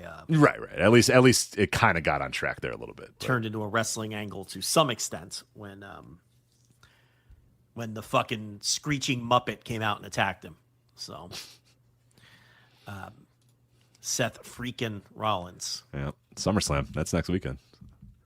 Oh, I know. Next weekend. Yeah. Instant Reaction Live, both nights. Well, I could do Sunday. I could do Sunday. I actually can't do Saturday. I have obligations on Saturday, but I can do. You do. SummerSlam Night 1 is your obligation. No. Yeah, it is. But I am happy to do a weekend recap on Sunday if you'd like. I'll leave that up to you. Okay. I think we did that last year too. I can't do 2 nights of SummerSlam. I cannot commit 2 nights of the summer to watching and reviewing SummerSlam. That's tough. Yeah. Well, looks like a hot card at least. Does it? Did they the biggest party of the summer? Biggest party. Did they parse out the matches yet? I think I don't think they have because they're still trying to sell some fucking tickets. God. So they're like, no, you better buy both nights. You don't know what's going to be on. Well, you know how I know that they didn't? Because if you click SummerSlam Saturday, there's like 9 matches, and we all know Levesque's not doing 9 matches. Hell no. Show, so no, these are getting split up. Maybe they won't even tell us at all until you just got to show up. There was a WrestleMania 2 years ago where we didn't know until it was like a mystery vortex that came through the curtain, and we were like, oh, okay, that's on night 1, I guess. So, nothing stopping them from doing that again. Well, they're doing the same but a card angle as All In, and now they have announced events for New York City. Yes. WrestleMania weekend. And All Out. So let's do that. We'll do those really quickly because I don't really care that much. There's not that much to say, but oh no, is this where you read off indie cards? No. I do have to take a piss. That's what I kind of do too, but no. Go now while I talk about this. Anyway, you guys are not going to believe this. But WWE announced that they AAA WWE Worlds Collide show, which, by the way, can we get a different fucking name? Do all these have to be Worlds Collide? Can they call something anything but Worlds Collide? But anyway, they cannot. So WWE announced that a AAA WWE Worlds Collide show will take place in Chicago on the same day as All Out, in the exact same city as All Out. Unbelievable. So All Out is taking place from Hoffman Estates, and they're going to have Hoffman Estates just outside of Chicago, and then Worlds Collide will be, I believe, at the Allstate Arena in Chicago as well. So what are the chances that they would just so happen to announce a AAA Worlds Collide show in Chicago the same fucking day as All Out? So yeah, it's obvious what they're doing there. And they are also doing a WrestleMania weekend thing in New York. Now you're saying to yourself, wait, they're in Saudi Arabia next year, WrestleMania weekend. Well, yes, they are, but they announced it during Saturday Night's Main Event that they are going to do WrestleMania weekend events in New York City while the main show takes place in Saudi Arabia. So they'll have an NXT Stand and Deliver, AAA Eternal Glory. So at least they do have a different name. They're not all just Worlds Collide. And official WrestleMania 43 watch parties that will be at the I don't know what the fuck. The theater at Madison Square Garden. Info Systems? I don't know. Madison Square Garden during the weekend. So they will have different events going on. Stand and Deliver, Eternal Glory, and WrestleMania 43 watch parties at the Madison Square Garden Theater during the weekend. Now, there was rumors that AEW was cooking up something for that weekend as well, possibly in New York, and it looks like WWE may have scooped them on that by announcing these things. So we'll see what Tony has up his sleeves, but I have seen some reports that or rumors and rumblings that Tony was planning on doing something for WrestleMania weekend. And I guess if he was doing New York, then we have a full-fledged WrestleMania weekend in New York, even though WrestleMania will be in Saudi Arabia. So we'll see what ends up happening there. So there you go. Well, that's exactly why they're doing that. Yeah, of course. They caught wind that Tony's probably doing something and probably doing it in New York. I mean, I don't even know what you do. Do you go through with it if you're AEW? Do you go to a different city? No, I go through with it. Why not? Just go through with it, yeah, and just. I'd say it's better. I mean, that makes it more obvious that there's going to maybe be more people there, and yeah, I would just go for it. Why not? Yeah. I guess I wouldn't be scared of any of these fucking. I mean, NXT and AAA these days are not. Oh yeah, that's. Yeah, if you're AEW, you're not scared of any of these, and that's like the All Out Weekend thing. It's like, yeah, they're going to do Worlds Collide. Especially without traveling fans, because if WrestleMania was in town, there might be an audience, especially for AAA, because that feels hot right now. NXT maybe not, because no one cares about NXT anymore. But there's not going to be travel. Like, you're not going to draw traveling fans for an NXT and AAA show. They're just going to draw from whoever lives there. Do you feel the same way? I don't think people are going to travel. Yeah, I don't think people are going to travel for Stand and Deliver and AAA Eternal Glory. They're going to need a little bit more. I don't think. And the people who travel for the AEW stuff aren't going to be interested in NXT and AAA. Right. Do you see what I'm saying? No, I'm with you 100%. Yeah, it's very interesting that WWE is taking this stance here. I think that, and they're doing the theater in Madison Square Garden, so they're not expecting 15,000 people in the building. Like they understand it's going to be not that big of an audience that's going to be there. So they just want to have a presence in America during WrestleMania weekend to kind of, cloud the fact that we're doing it in fucking Saudi Arabia this year. And they're doing it because Tony is going to announce something and they're trying to scoop him, is what I'm guessing. Yeah, that's what it is. It's exactly what it is. And they want to, even if those shows flat out bomb, it's people who won't be going to whatever AEW is doing. And taking the headlines away. We always talk about this. It's also the PR game. The PR game would be if Tony's going to run some big stadium show in New York, he's going to be at the Armstrong Stadium or whatever. I think they're working on that one or whatever. But that's a great idea. Center or whatever they do. Yeah, do something like that. Do one of those and be the WWE's in Saudi Arabia for their WrestleMania, but we're right here in the United States putting on this tremendous, wrestling card or whatever. You want to take the headlines away and have, hey, Stand and Deliver is also happening, and Eternal Glory is also happening, and these things are also happening. That's what they want. They don't want it to be 100%, hey, AEW is fighting against WrestleMania being in Saudi Arabia.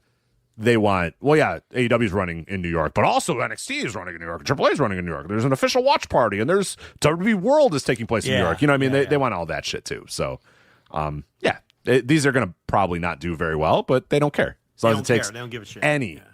Any amount of market share or attention away, that's really all they're going for. They threw CW under the bus. They don't care that that nobody watched. Remember, it doesn't matter to them. It's just it's those same factors that you just named. That's what matters to them. So, here we go again. Yep. All right, let's preview AEW Redemption coming up this Sunday. Hey, by the way, Instant Reaction Live for this show. Instant Reaction Live, $10 tier, flagshippatreon.com, the best post-pay-per-view review show in the business.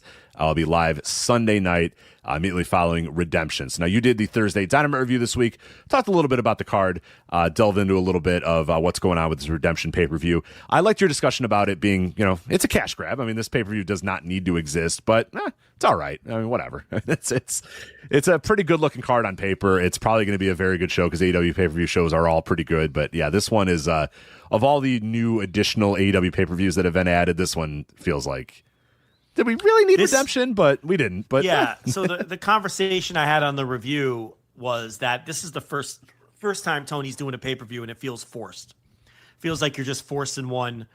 But you can kind of see the mindset behind it. Even if the show bombs, it's probably going to do about $3 million in bottom line revenue between the pay-per-view buys and the live gate. Yeah. Oh, yeah. And all of that. So, I mean, from that standpoint. And then, it is an opportunity to give Kevin Knight a pay-per-view main event, which I think is important for his development, whether it bombs or not. I don't think the show will do well. because people are they see Wembley as the more important show. Kevin Knight's an unproven main event draw. If the show does well, great. Massive feather in the cap of Kenny Omega and Kevin Knight. If it doesn't do well, who cares? This is good for Kevin Knight to establish him, to continue helping to establish him as a main event guy. So I can see people's complaints. If you're a big AEW fan, you feel like you're getting bilked out of another $50. If you're someone who just, you have the FOMO, you don't want to miss anything they do, you're a big fan, I could see where you think, this is Tony, this is a cash grab. We don't need to have a pay-per-view in between Forbidden Door and All In. And from the company's standpoint, and I totally understand that mindset. From the company's standpoint, I understand it though, because even if it doesn't do well, 80, 90,000 buys, 100,000 buys, it's that $3 million. I mean, that's going to pay the salary of one of their top line stars. Pick one. That's about what a top line star makes. And you just took care of it in one weekend by simply adding another pay-per-view. So you see the business reasons for why they're doing this, even if it's kind of a hindrance from a storytelling standpoint, because it's kind of this shoehorned pay-per-view. Now, it has a bunch of matches that look like they're going to be really good. So if you don't care about the business side of pro wrestling and you have the expendable income where you don't mind dropping another $50 this week, you're going to be treated to what I think is going to be a really great pay-per-view. So from that standpoint, if you don't care about the business side of it and don't mind paying the money, then this, but I have seen some complaints where it's like, because this really does feel like the first AEW new pay-per-view where Tony is really just kind of, where it just doesn't feel like a natural fit for when he's having it. This should be the run-up to All In. Right. It's kind of this weird road bump in the way. Yeah, and when it was first announced, it was in Montreal and it was called Redemption. Everybody's like, oh, well, that's when they're going to, put the title on Kenny. They needed this pay-per-view to put the title on Kenny, and then they just did it on TV anyway. So it's like, oh, well, now we really don't need this pay-per-view. Well, I talk about that on the review. I think that was a smart move, again, from a business perspective, because you used Kenny and MJF to pop a number, and it did pop a number. So you get the best of both worlds. You pop a number on TV, and you do this pay-per-view where, Tony would never admit this. He would love to do 170,000 pay-per-view buys. I think he knows he's not going to, and I don't think he cares. This is just another opportunity. There was a window in the calendar. He felt there was enough weeks in between Forbidden Door and All In to sneak one in there. But if you're someone who doesn't look at things like that and don't care about that, and you just like enjoying AEW, I can totally see why you think that this pay-per-view is just some weird roadblock in between the two big pay-per-views, where it's kind of just in the way and intrusive, especially because they didn't do the title switch here. But I get why they didn't do the title switch here. It actually makes more sense not to do the title switch on this show, where you pop the number on TV and then you do this kind of placeholder main. The problem is it takes all the juice out of this. No one thinks Knight can win. So that's why I think it's going to bomb. And I don't think they put enough on the show to support the week main event. There's not a lot of other drawing matches on this show. MJF is taking care of his knee. Swerve, everyone thinks he's going to do a big angle on this show, but he's not announced. Mercedes is off. Hangman came back 2 weeks ago and disappeared again. So you have a lot of big stars who aren't on this show. So you have a lot of Mark Davis versus Andrade, which, okay, I'll watch that. I'm fine with this. Yeah, I actually love this pay-per-view lineup. This is a pretty, I actually kind of like that it doesn't feel as heavy. Some of these AEW pay-per-views feel so heavy with all these big matches.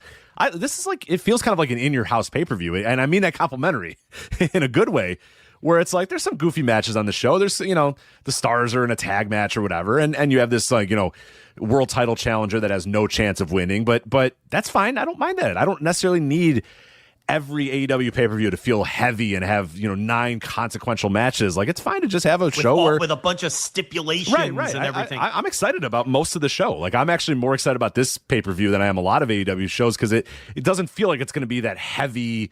Oh my God, everything is just this battle of life and death and this gigantic story that's been told, and it's both guys are gonna be bloodied and battered. It's just a couple guys. There might just be some matches where they wrestle. Then you fall into the category of what I was talking about earlier, of just a fan who watches everything, who has the disposable income, and just is going to enjoy a night of wrestling. I think so. That's the standpoint you're coming from. So and that's fine, but Anyway, before we get into previewing the show, in addition to that Thursday Dynamite review where I break down what I just said in excruciatingly more detail, there's also the nightly G1 reviews that are going. Did you know the G1 is going on right now? I do know the G1's going on. Yes, G1 Climax. So nightly G1 reviews, as per usual, behind the paywall for every night of the G1. You did night one from a live perspective. I did the ensuing 4 nights. I get a couple days off here before the tournament gets rolling again, so you get that. Fire Festival, every night of the Fire Festival has been covered behind the paywall. As soon as they come out on the app, we're at the mercy of the app, but as soon as they come out on the app, I get those reviews up as soon as possible. And then tons of content behind the paywall, in particular this week. On top of all of that, I managed to squeeze in another Flagship Plus, where I talked. And did you know the NWA anniversary is this weekend? I did. Yes. Yeah, I did. So that was a great segment, by the way, talking about the NWA and and all that. But I would love to preview the NWA 73rd anniversary, but we're never going to watch it, so there's no point in doing it. So there's a great Flagship Plus breaking down the segment that Rich just talked about, breaking down the NWA and their early viewership numbers on Comet, and the NWA Empower, the second attempt at Empower, which is coming up next month in August. And I do a look back at the first Empower and why it didn't work financially and why they never followed up on it until 5 years later, what the differences are going to be between the first Empower and the Empower that they do this year. So I think I did a 45 or 50-minute segment talking about the NWA on that Flagship Plus, in addition to a review of the latest MLW on Fusion. You just put out another show in, what's the name of that series? Red, White, and Bruise, looking at Great American Bash main events. Yep. Yeah, so go ahead, tell people. I've been going through a random selection of Great American Bash main events. As I'm going to round that out for July. I wanted to do it for the 4th of July and American 250 and all that sort of stuff. I'll end it in July and do something else after that. But it's been a lot of fun. We watched the very first Great American Bash, Dusty Rhodes versus Tully Blanchard. And these are all available to watch for free on YouTube as well. So then we watched the first ever War Games match, talk about the history of War Games, and actually really enjoyed that match. I hadn't watched it in many, many years, really enjoyed it. Then we watched Funk versus Flair from Great American Bash 89. That one I was going to rig no matter what. The rest of these were randomized. That one I was absolutely going to 100% rig. Then we just watched the 1997 Diamond Dallas Page versus Randy Savage match. Then we're going to conclude with Great American Bash 2000, the final Great American Bash. So it's been fun kind of exploring these shows, and I know that a lot of people have enjoyed going back and watching some of these things as well. So I'll do that. Finish that series up, and then something new will come up in August. So I really want to get going on my Randy Savage versus Jerry Lawler in Memphis feud audio documentary. I have it pretty much ready to go. I just have to kind of put everything together. There is somebody that I might be somebody that you might remember from last year's audio, maybe the Wrestling Observer Hall of Fame, who I've been talking about maybe coming on to help me discuss a little bit about the build-up of Savage versus Lawler, because he was there and watching it live, so I thought that'd be kind of fun to do. So in communications with that, and hopefully we can make that happen, because that'd be a nice way to cap off that series, the Savage versus Lawler series. So hoping to do that very soon, but plenty of stuff available for you guys at flagshippatreon.com. Like you said, that's just this week. That's what's coming up. That's what we're doing this weekend. That's what we're possibly doing next weekend with SummerSlam. I mean, there is a shit ton of stuff available for you guys there at flagshippatreon.com. So there we go. Yeah, the paywall, I mean, every day there's at least one new piece of content, usually more than one right now. So if you're jumping in for the Instant Reaction Live this weekend, it's actually the perfect time to come in. You get on the $10 tier, and you're going to get everything that we just talked about, and plus everything else that's back there in the archives, plus the Instant Reaction Live coming up this weekend. So, and every G1 review that's coming up and everything. So this is the time of year where you're going to get insane value. And then obviously, SummerSlam the weekend after, that would get covered as well in your 30 days. So, great time to get on. Anyway, AEW Redemption. So the show itself has 10 matches. And as we said, Kenny Omega, Kevin Knight on top. I kind of gave my take on that already. I think it's a great step in Kevin Knight's continued elevation to have him in a pay-per-view main event. And this was the perfect time to do it. So I understand the argument that people would have rather have had Kenny and MJF happen here. I get it. But I think I'm with Tony. I think I would have done that on TV and popped the number, because now you get the best of both worlds, right? Maybe this pay-per-view would have done a couple extra buys. I'm sure it would have if it was MJF and Kenny Omega. It undoubtedly would have. But I think you sacrifice a couple $100,000 to keep your TV hot, because their TV is hot. So I think that was a good idea, doing that match on Dynamite, keeping the TV hot, because as we know, the media rights is number one. It's more important than the pay-per-view revenue. And they've obviously got things moving in the right direction there. Obviously, Kevin Knight has 0% chance of winning this title. What are your thoughts on Kenny Omega and Kevin Knight? I think it's a fun booking. I like it. It's again, yes, everybody knows that Kevin Knight is not going to win. It's up to them to do a couple spots in this match. I'm sure they'll have a spot or two where you're like, maybe, and then you're going to say, well, no, of course not. Of course, he's not winning this match. But it's a good establishment. It is, and I think they've done a tremendous job pushing Kevin Knight over the last several months. I think I've been very critical of AEW sometimes in pushing young talent and getting young talent ready for the next step, and we'll see with Kevin Knight. Like, if he's in the same position a year from now, a year and a half from now, 2 years from now, then I can kind of criticize it. But for right now, I think his elevation and the steps up have been very well done. And now he gets this title match, and he'll lose it, and that's going to be, the first of what is hopefully many title matches for Kevin Knight. But I think it's a good establishing match, and I think he's going to go out there, and I can't imagine it's going to be a bad match. I imagine it's going to be a really, really great match, and that will only help Kevin Knight in the future. And I think it's good to kind of establish him as a title challenger. And I think I saw some people scoff at it, but I don't know. I think it's a pretty good booking. I think it's pretty cool. I think you're either going to have Kenny Omega look great ahead of All In, which is fine. You're going to have Kevin Knight potentially look good and look like a player, which is good. I don't understand what the downside would be other than like, it's predictable, but I don't know. I don't mind that as much, I guess, as some other people do. I don't necessarily need every world title match to be, I don't know who's going to win this. I think it's pretty cool that we kind of know that Kenny is going to win it, but at least we know that Kevin Knight is getting a big spot here and moving up the ladder. So I get that it feels like a television title defense, though. I get that. Sure. Oh, yeah. And that's because AEW has established that they'll do lots of world title matches on TV, and they're usually world title matches that look like this, right? So they've kind of set their own bar in that regard. And it's a new pay-per-view. No one was expecting it. And it's kind of just in the way of the build to All In. So it's new and it's different, and that's scary for people. And it's not the traditional big-time world title main event. But yeah, in this specific spot, like if this was your world title main event for one of their, original 4 pay-per-views or something, maybe you can complain that it's a little too weak, particularly with the weaker undercard. But yeah, no, I think this is, I don't want to keep saying it over and over. We'll move on. I just think it's great for Kevin Knight's continued trajectory. Tekla versus Willow Nightingale. Most people expect Willow to win this because then you do Willow and Mercedes and continue their saga at Wembley. And that feels like a bigger match than Tekla and Mercedes, but does it? Because Tekla, I don't know. Tekla's, man, I don't know. She's been a great champion, and she almost at this point deserves to have the big match at Wembley. But Tekla and Mercedes would be a weird build, I think. It'd be kind of weird energy and a weird build, where Willow and Mercedes is easy, and it's kind of like they're sort of the ongoing long-term arc for each other too. So that match is also very befitting of Wembley. So if Tekla loses here, I think it sucks for Tekla, because I think Tekla has worked hard. I think Tekla has gotten over, and I think Tekla has established herself as a top woman on the women's side of the roster. And to get bumped in the midst of what has been a successful title reign for the biggest show of the year is a bad beat. I mean, that sucks.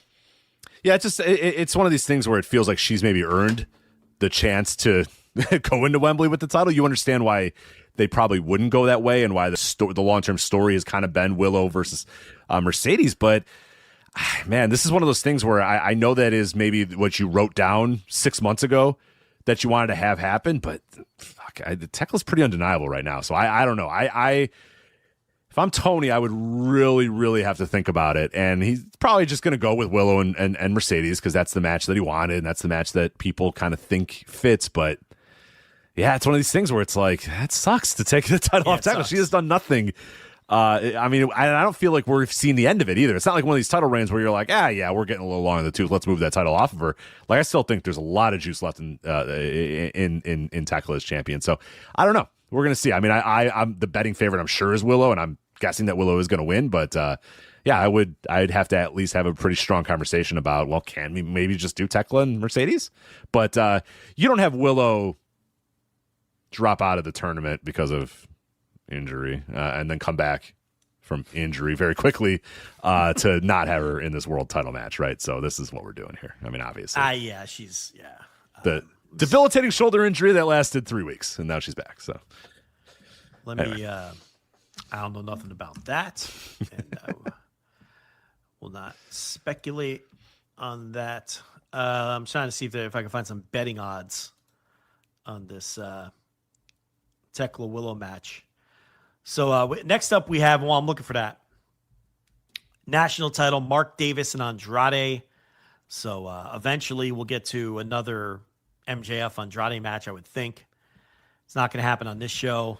I think Andrade also would have to be a pretty strong favorite to win the belt here. I can't see Mark Davis beating him. By the way, no odds on Tekla Willow. I have odds on 4 other matches on the show. Kenny Omega is minus 3,000 to beat Kevin Knight.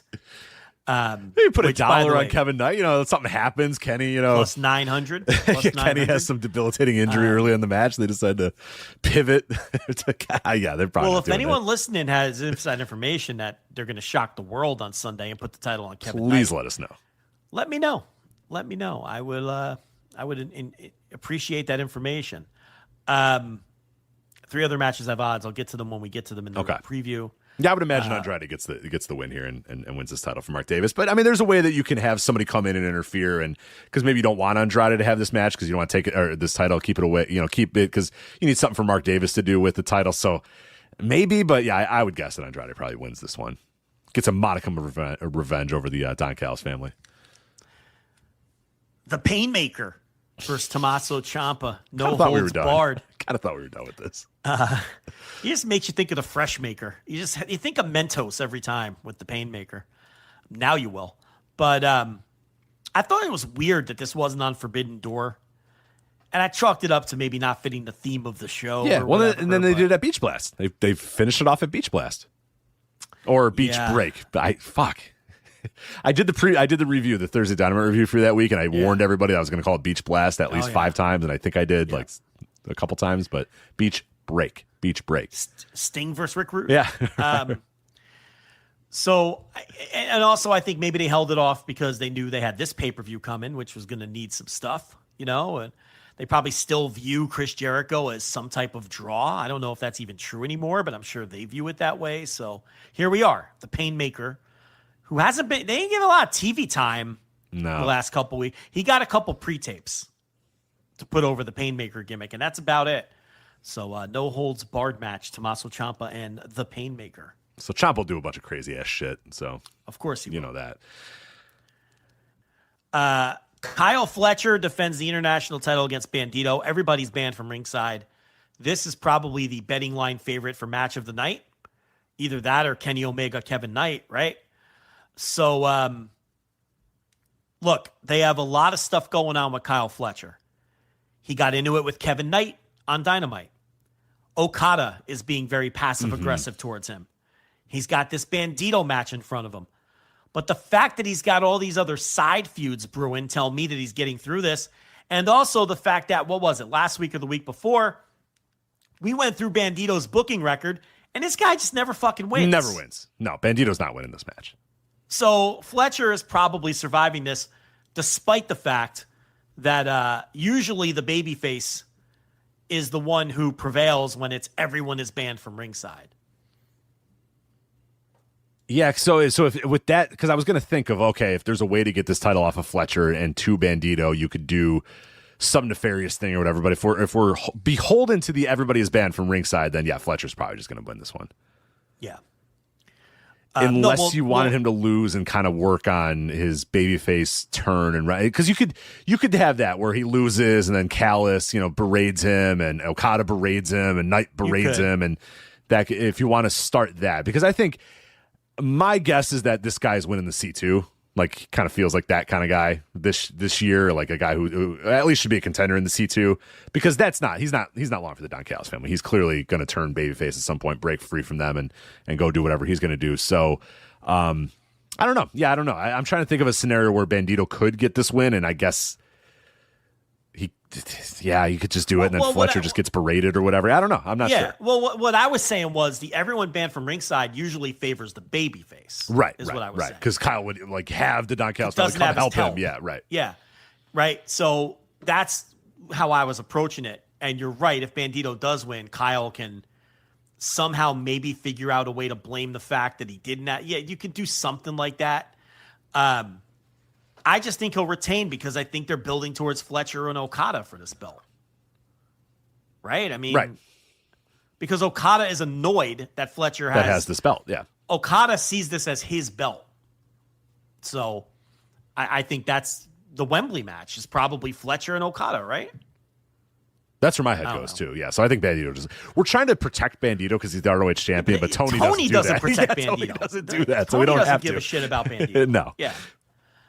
All right, Cope and Cage versus the Death Rider team of Claudio and Pac for the tag titles. This just reeks of placeholder title defense until we can get to Cope and Cage versus the Bucks. So you're just hoping it's a good match. What else should we say? I mean, I don't know what else to say. Yeah, that's it. They did exactly one angle, and they did it last night where they attacked them, boilerplate shit, and that was that. Mox and Will versus the Young Bucks.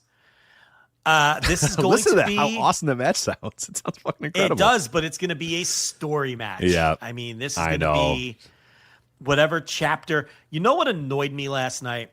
What annoyed me was when Mox, Will, and Kenny were teaming together, and so many faces. The faces, because they're all passive aggressively getting along for now, and Will's going to make a tag and he's conflicted. Who do I tag? Right?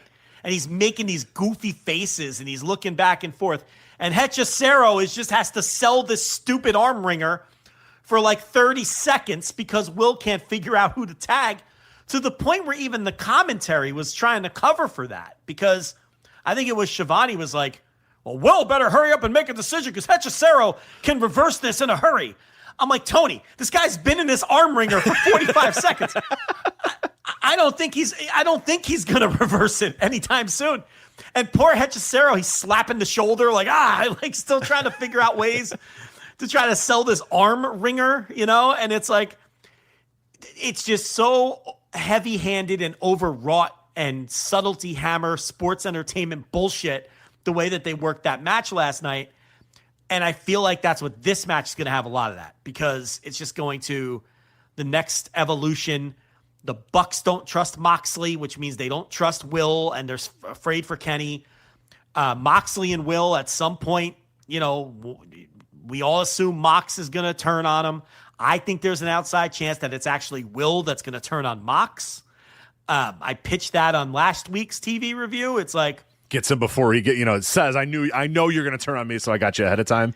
I got you before you get to me. But no, my theory is more, he still doesn't like Mox. He still doesn't like the Death Riders, but he knows that they can help him achieve his goal of winning the world title. But then once he does, then he's going to turn on Mox because fuck that guy. He broke my neck. He beat the shit out of me. He put me out. I used you. I took advantage of you. And that's his motivation to then turn on Mox, because once he wins the title, he doesn't need Mox anymore, and he doesn't have to pretend that he likes the guy. But he knew intellectually it was a best move because he knew that Mox could teach him what he was missing to finally win the world title. What do you think of that? That's my angle. Now, is he still a babyface in this scenario that you have here?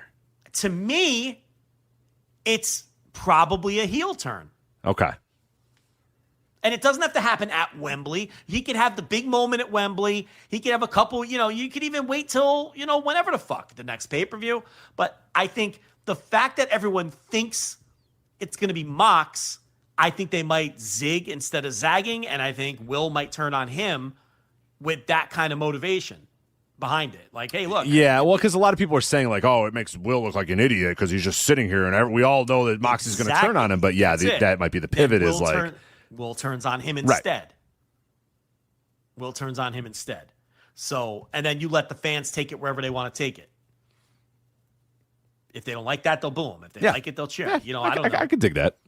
But this match here, I think, is going to be very heavy-handed, subtlety hammer style storytelling because of all the elements surrounding it. Right. Every tag is going to be a long drawn out. They're going to look at each other, and a lot of faces. So get ready for faces up and down this match. Yeah. But it should still be fucking good though, right? I mean, it's still. I know there's going to be a lot of faces, but it's still the Young Bucks and the Death Riders. I don't know.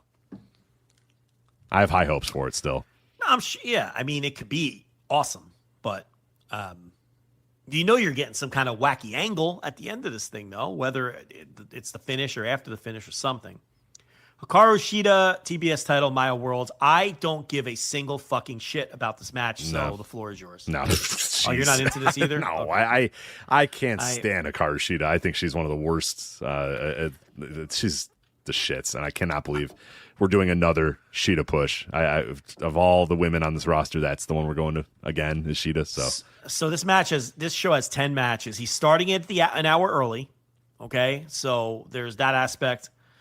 But there is the extra match. There's usually 9. There's always a match or two that doesn't need to be on these and this is it. This show. Yeah. This is a collision ass match. You don't need this match on this pay-per-view. You just don't. Get rid of it. And there's another match too that I did not want on this pay-per-view that I know is going to go 18 minutes too long. We'll get to that. Yeah, well, while you're at it, you get rid of this ladder match. You get rid of that too. Oh, I mean, well, that one too. Yeah. I forgot about the ladder match. That's the one I was going to say. So we know everybody now, right? It's Jack Perry, Mike Bailey, Beast Mortos, Nick Wayne, El Clone, Commander, and that's it. That's it, right? Yeah, that's it. Yeah. So number 1 contender for the international title, ladder match. I'm sure it'll be a fun car crash for people who can still muster the enthusiasm for these kinds of matches. It ain't me. You don't like that Noah ladder match? No, I could. If I never had to watch a multi-person ladder match ever again, I'd be a happy man. I'm fine. I've had my fill in my life of multi-person ladder matches. I'm good forever. So that means you're not into the double chain tag match, Jay White and Juice. That's the match. This is going to be in the semi-main event. And the match is going to go 27 minutes, and we're all going to be looking at our watches going, Tone, it's a Sunday. Do we have to have this match? No, okay. I am not into this match at all. Listen, I have questions for you, though.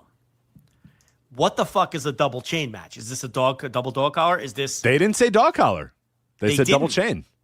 So is this Pitbulls versus Raven and Stevie Richards? Is this FTR versus the Briscoes? Or is this something different entirely? What the fuck is it? Do they not want to call it a double dog collar match for some reason? And that's what it is. Double chain tag match. Is there just 2 chains available to use as a weapon? I don't know what this is.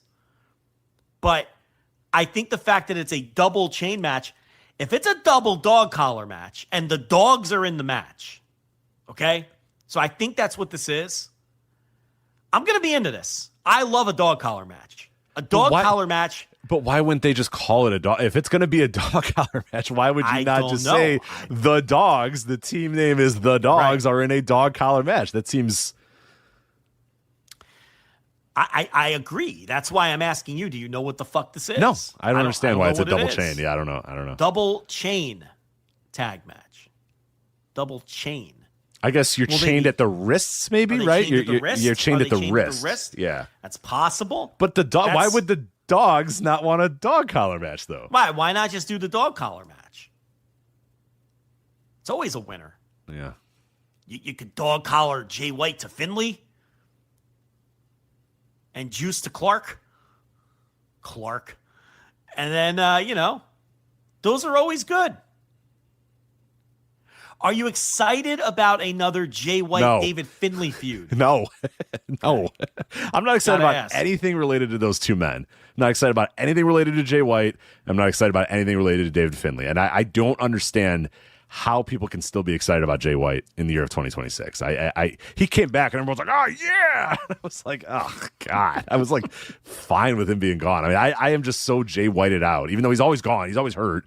He's never there. I don't know why. But then I see him and I'm like, fuck. I gotta watch this fucking guy have boring ass matches again. Talk half the match. And then David Finlay is just a total zilch. I'm not. People have been trying for years to convince me that he's actually good, and he is. I'm no. He has dragged down Clark Connors, I think. I think Clark Connors was doing a lot of good stuff before Finlay came in. But this is a good role for David Finlay. I get it, but I don't care about David Finlay, and I don't care about Jay White, and I really don't care about a Jay White-David Finlay feud. So, no, I don't care. You know my favorite dog? Yellow Dog? Drilla Baloney. Oh, yeah. God. Think of the energy of this team if it was Clark and Drilla. He is having such a good G1. He's just going out there and wrestling. Do you think my man bet on himself? Do you think he got that call was made and he said, fuck that, I'm staying in New Japan? I talked about that on one of the G1 reviews, and I think that whether that was intentional or unintentional, and I don't know why Tony wouldn't want him. Look at him. Yeah, look at him. He's a great wrestler. TV look. Either way, I think it's going to work to his benefit, because I think he has a chance this year and maybe even the year after to really establish himself and make himself a bigger star rather than just the fourth guy in the dogs. You know what I mean? So they're already setting up a feud with Gabe Kidd in New Japan. I mean, he beat him on night 2 and he held the global title. They're going to have a singles match for that global title. He's probably going to win it from him. And from there, I mean, he's wrestling so well in the tournament. If he gets over, you know, and like he doesn't have these guys impeding him to where they're all going to get pushed harder than him. He's, you know, and he's a babyface now. I think this could really work to his benefit, and he could come in a bigger star and a little bit hotter than he would have if he was just random dog number 4. If he came in with the other 3, he'd be their lost post. Yeah. Mm-hmm. He'd be the pin eater. He would be in the 6-man tags and the 8-man tags, and he would be the one losing. He's not there, so it's Connors. Connors is the lost post right now. But if Maloney was there, it would have been him. I don't know if he was playing that kind of 4D chess and thinking about that. I don't know if Tony only wanted the 3 for whatever reason. Either way, I think it's going to work out better for him long term. Oh, definitely. And yeah, he's going to be more valuable in a year or like you said, 2 years. Yeah, if he can establish himself as a single star, absolutely. And who knows? You know, I'm sure WWE would love to have him. I mean, they've had him before, and you know, he was the NXT UK thing and everything, and it's not like they're unfamiliar with him. And he's a much better total package now than he was then. So, yeah, I don't know. I think that guy's set up. If he can deliver, he's set up for something special. I think so far he has been. I mean, this year in this G1, he's been delivering so far. So we'll see. Yeah. The Yuya Uemura match was awesome. The Gabe Kidd match was awesome. I think he's doing a great job. $5 tier, G1 reviews every night of the tour. All right, so that is Redemption, Instant Reaction Live this Sunday, immediately following the show, which should be a little earlier. They're starting an hour earlier. So all right, we'll see you at 11 instead of midnight. Or yeah. I don't know. They haven't announced anything as far as a buy-in or a whatever they call that thing. So no, I think they did. They're doing a Rougeau family thing. Oh, they're Remember? putting that on the air. Yes. Let me see if that's for sure on the buy-in. I think it is. So they will honor Jacques and Raymond and Johnny and Sivi Afi, who filled in for Jacques Rougeau on the house shows in 1987. Yeah, they'll have to play the video for him. The whole family, all of the Rougeaus in Montreal. So there you go. Yeah, it says Redemption buy-in. So we're back to the buy-in again, celebrating 80 years of the Rougeau wrestling dynasty. Yeah. Raymond. Underrated wrestling family for one specific market, I think. Oh, yeah. It's based on how long it took Johnny Rougeau to get into the Hall of Fame. So, yeah, that's good. That's fun. So the last I saw, they had like 6,800 tickets out or something for this thing.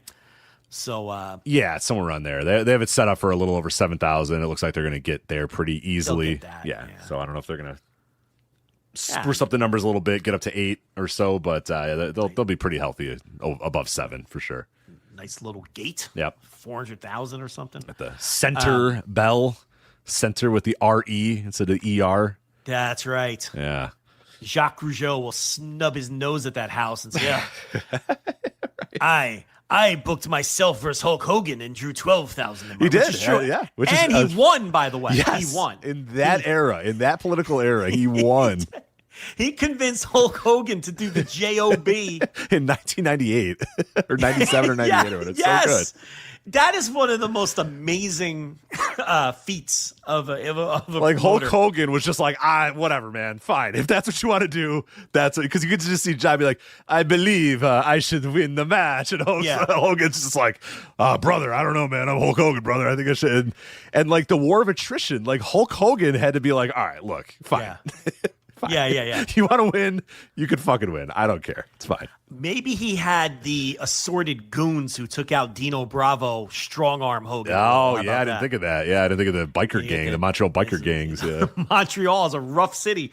Listen, Dino Bravo with that illegal cigarette trade, that didn't work out for him. They filled him up with bullets. Guy's sitting there trying to enjoy a hockey game, and they bust into his house and with the Tommy guns and take them out. Yeah, dude. Did I tell you when I stayed in Calgary, there was a biker convention, a Hell's Angels convention at the same hotel that I was at in Calgary, and I was a little worried, and I kept telling the nurse all about. I'm like those Montreal. I don't know about the Calgary Hell's Angels, but I'll tell you the Montreal ones. And she's like, "How do you know so much about the Montreal biker gangs?" I'm like, "They're a thing." I'm like, all my knowledge is like Dino Bravo related, but they're a thing. I knew that. Well, he was mixed up with the mafia up there too. Yeah. He got mixed up with a lot of things.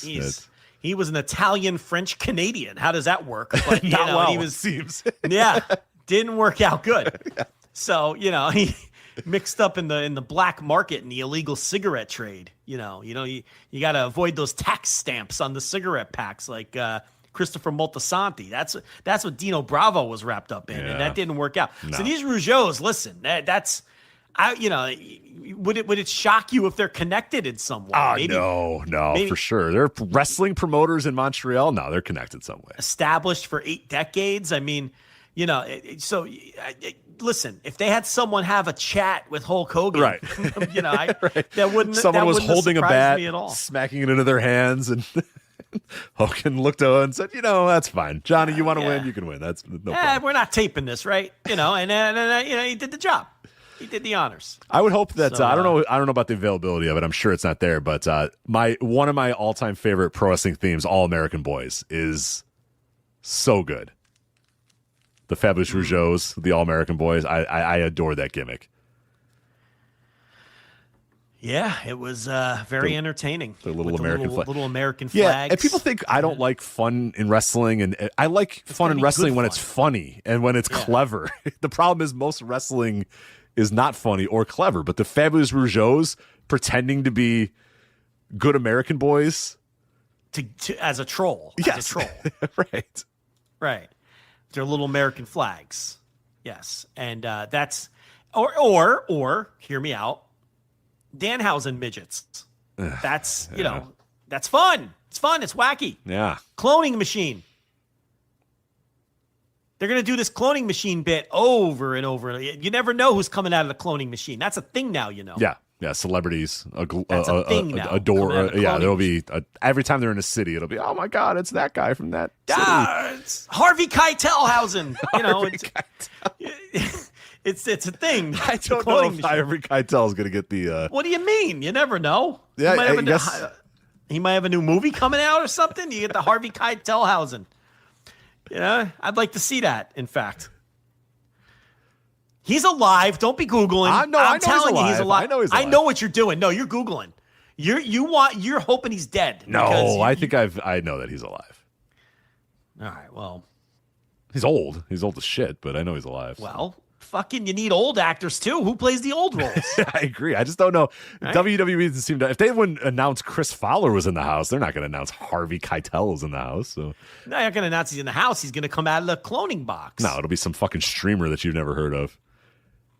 They had Neon? that. They had Neon's that on making Saturday Night's Main Event. There was a guy named Neon or something like that, and Neon, yeah. And they had the cameraman was next to him, and I was like, what a horrible life that would be. Yeah. I got to go to the show and I have to have the cameraman film me. Fuck off. It was just a gross way to live. So, well, listen, when Mean Streets 2 comes out and Harvey Keitelhausen comes out of the cloning box, I demand an apology. Yes, exactly. All right. I could talk about Noah. Forget G1. Hey, Daily G1 Audio. Daily Flagship G1 Audio. Patreon. We don't need to talk about G1. You want to talk about Jake Come Lee? on, man. That's premium content. Yeah. No, you got to pay for that shit. Let's talk about Noah's Summer Epic and get the hell out of here. Rich is getting tired. I am getting a little sleepy here. He's getting tired. So I got to my Wrestle Universe and I clicked play on Noah's Summer Epic 2026, and there was a mistake. They were playing a pandemic era show on this, so I clicked it and I was watching that, and nobody's making any fucking noise. Some clapping every so often, and I was like, that could be a modern Noah show. Yeah, well, it was because nobody gave a fuck about this entire show. Yeah. What the hell is up with Noah? That's the bit. I blew your bit. You blew my bit. It's all right. It's fine. Shit. It's fine. It's fine. You know how many bits of mine you've blown over exactly. years? So it's only only fair. Revenge. It's only fair. It's only fair. So many jokes stepped on, trampled. Yeah. Well, yes. Nobody gave a fuck about anything on this show at all. Yes. I don't know what's going on with Noah right now. It is a very weird promotion in a lot of ways. Shane Haste is still your GHC heavyweight champion, although maybe not for long because maybe Tetsuya Naito is going to beat him for it. Oh God! I don't know what's going on with this company. I couldn't believe the booking decisions on this show. You couldn't? Not only were they all backwards, but then they didn't make sense. Okay, once Tetsuya Naito defeats Kaito, of course he did. Of course he did. Okay, but once that happens, how does Ozawa not win? Like, those have to go hand in hand, right? Yes. You want the rematch of Naito and Ozawa, and that's a big, correct. Big time charisma, big time building, all that sort of stuff. But you're trying to milk every. Remember that scene in Moneyball where David Justice is in the batting cage, and Billy Beane has had enough of his attitude, so he goes to have a chat with him, and he tells David Justice, he's like, "Look, I'm trying to milk every last bit of baseball out of you, right?" They're trying to milk every last bit of drawing power out of Tetsuya Naito. And believe me, there ain't much left. There's not much. There's a drip here and there, but it is not much. And they already had Ozawa beat him in a singles match, right? They already have done that. So when Naito beat Kiyomiya for the number one contendership, I'm just like, all right, well, I don't like this. But Ozawa's going to win the belt. Shane Haste hasn't drawn his champion. Right. Ozawa, Naito. That's the match. That's the best match they could put together. Course. Like, while they get every last bit that they can get out of Naito. And then Shane Haste retains? White Raven squad, stand up. Yeah. What the fuck are we doing? I don't know. And then, but I will say this. I did enjoy that when Naito came down to go nose to nose with Shane Haste, right? What the fuck is Tetsuya Naito and Shane Haste? I know. What are we doing? The worst EWR save of all time. It's just like... Wrestling is so fucking stupid that it's 10 to fucking midnight on a Friday and like a Thursday night. And I'm breaking down a future Shane Haste versus washed up Tetsuya Naito world title match. In Noah. In Pro Wrestling Noah. What is this timeline? How did we get here? What have I become? So anyway, I like that Haste brought up that like 5 years ago, he beat Naito in the G1 and then Naito never gave him a title match. Yeah. You know what though? That's a nice little touch. I appreciate that. Yeah. Now, nobody remembers Shane Haste beating Naito in that G1 until he said it. And we all know that was just one of those point equalizer finishes, like that didn't mean anything. And there's no way they were going to give Shane Haste the world title match because it's fucking Shane Haste. But the fact that they dug that out of the fucking archives and brought that back up and made that part of this story where Haste is like, hey, motherfucker, I remember that you didn't give me a title shot, and I'm still salty about it, and you're not winning this title from me. So I thought that was a cool little thing that they did in the post-match, but I don't know how you don't do Ozawa versus Naito. It doesn't make any sense to me. Just, I had the same thought you did. I'm watching this and I'm looking and I'm like, I'm watching a GHC title face to face between Shane Haste and Tetsuya Naito. What has happened? How did we get here? It is so strange. It's so bizarre. It's a weird ass company, man. And how about Kaito Kiyomiya losing to an inside cradle? Naito doesn't even bother with the fucking Destino anymore. No. And he did a Destino, but this one was the way that Kaito Kiyomiya decided he was going to help him with the Destino was he was just going to flip. Like Naito did nothing. Naito walked up to this man, reached his arms out, and Kiyomiya leapt backwards into his arms and flipped over. And all Naito had to do was stand, hold his arms up, and then fall down at a certain time. I mean, that is. I love how it's a thing where it's like, how is this opponent going to help Naito complete the Destino? And this is how this guy chose to do it. But he gets beat with an inside cradle. And then he's like doing the thing where he's pounding the mat with his arms. And it's like, dude, you just lost to the most washed up of washed up guys. You lose every big match.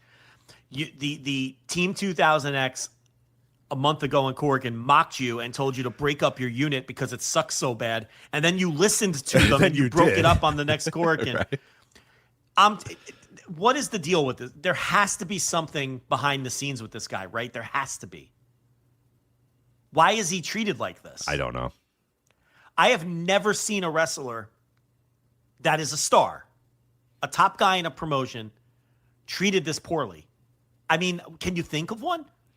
I mean, the big thing in the late 80s and early 90s used to be in kayfabe, Sting is a fucking idiot because he always trusts the Four Horsemen. Right. But they only turned on him like twice or something. Like, it wasn't happening once a month. This guy has a new humiliation ritual every fucking month in Pro Wrestling Noah. It doesn't stop. This guy's just been getting humiliated over and over and over for like 5 years now. I can't think of another top guy he's a top 3 or 4 guy in the promotion. Used to be the top guy in the promotion, and he just gets humiliated constantly with no sign of a redemption arc or anything. Can you come up with one? I can't think of one. The humiliation for him is a lot. And like on commentary, they're talking about how Kaito Kiyomiya, battled Muto and came out of the other side better for it. And I'm like, what are you guys talking about? They're like, oh, he had his struggles with Muto, but he ended up, now we see him where he's at now. And I'm like, where's he at now? He's like, 6 from the bottom, losing to Naito. What are you guys talking about? Like,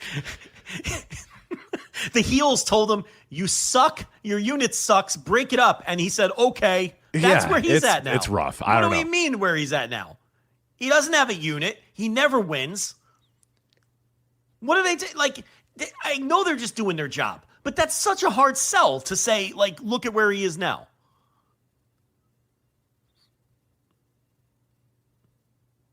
It's perplexing. Yeah, it's and that's up and down this card. There's a lot of stuff like Marufuji and Kano were the semi-main event.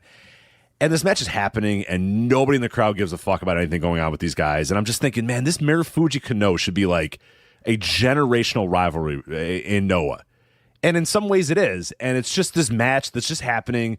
It's 12 minutes, and then Marufuji just fucking beats him with his move. And I'm like, what is going on in this company? It's so strange. I think every finish caught me off guard. Yeah.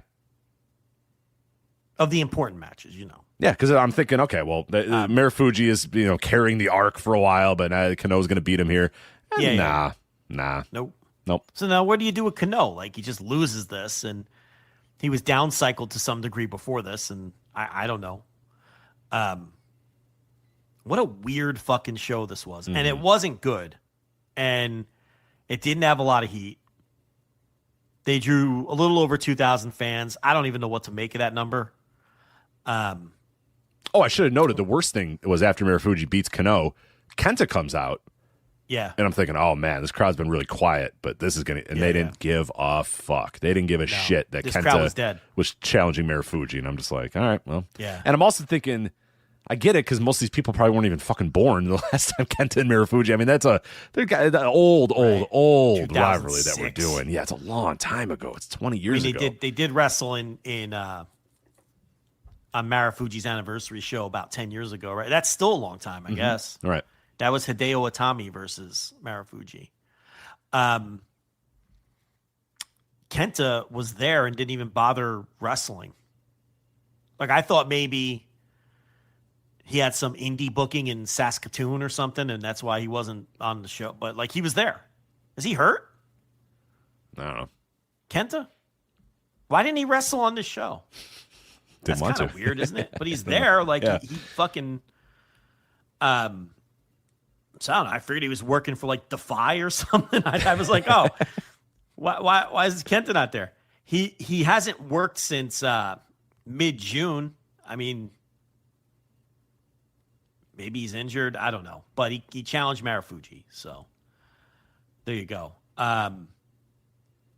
Anything else? I mean, I thought watching the pre-show 8-man tag with Team Noah, it's so depressing watching, like, Muhammad Yone, like, leaning over for a tag against 4 young boys on a pre-show match.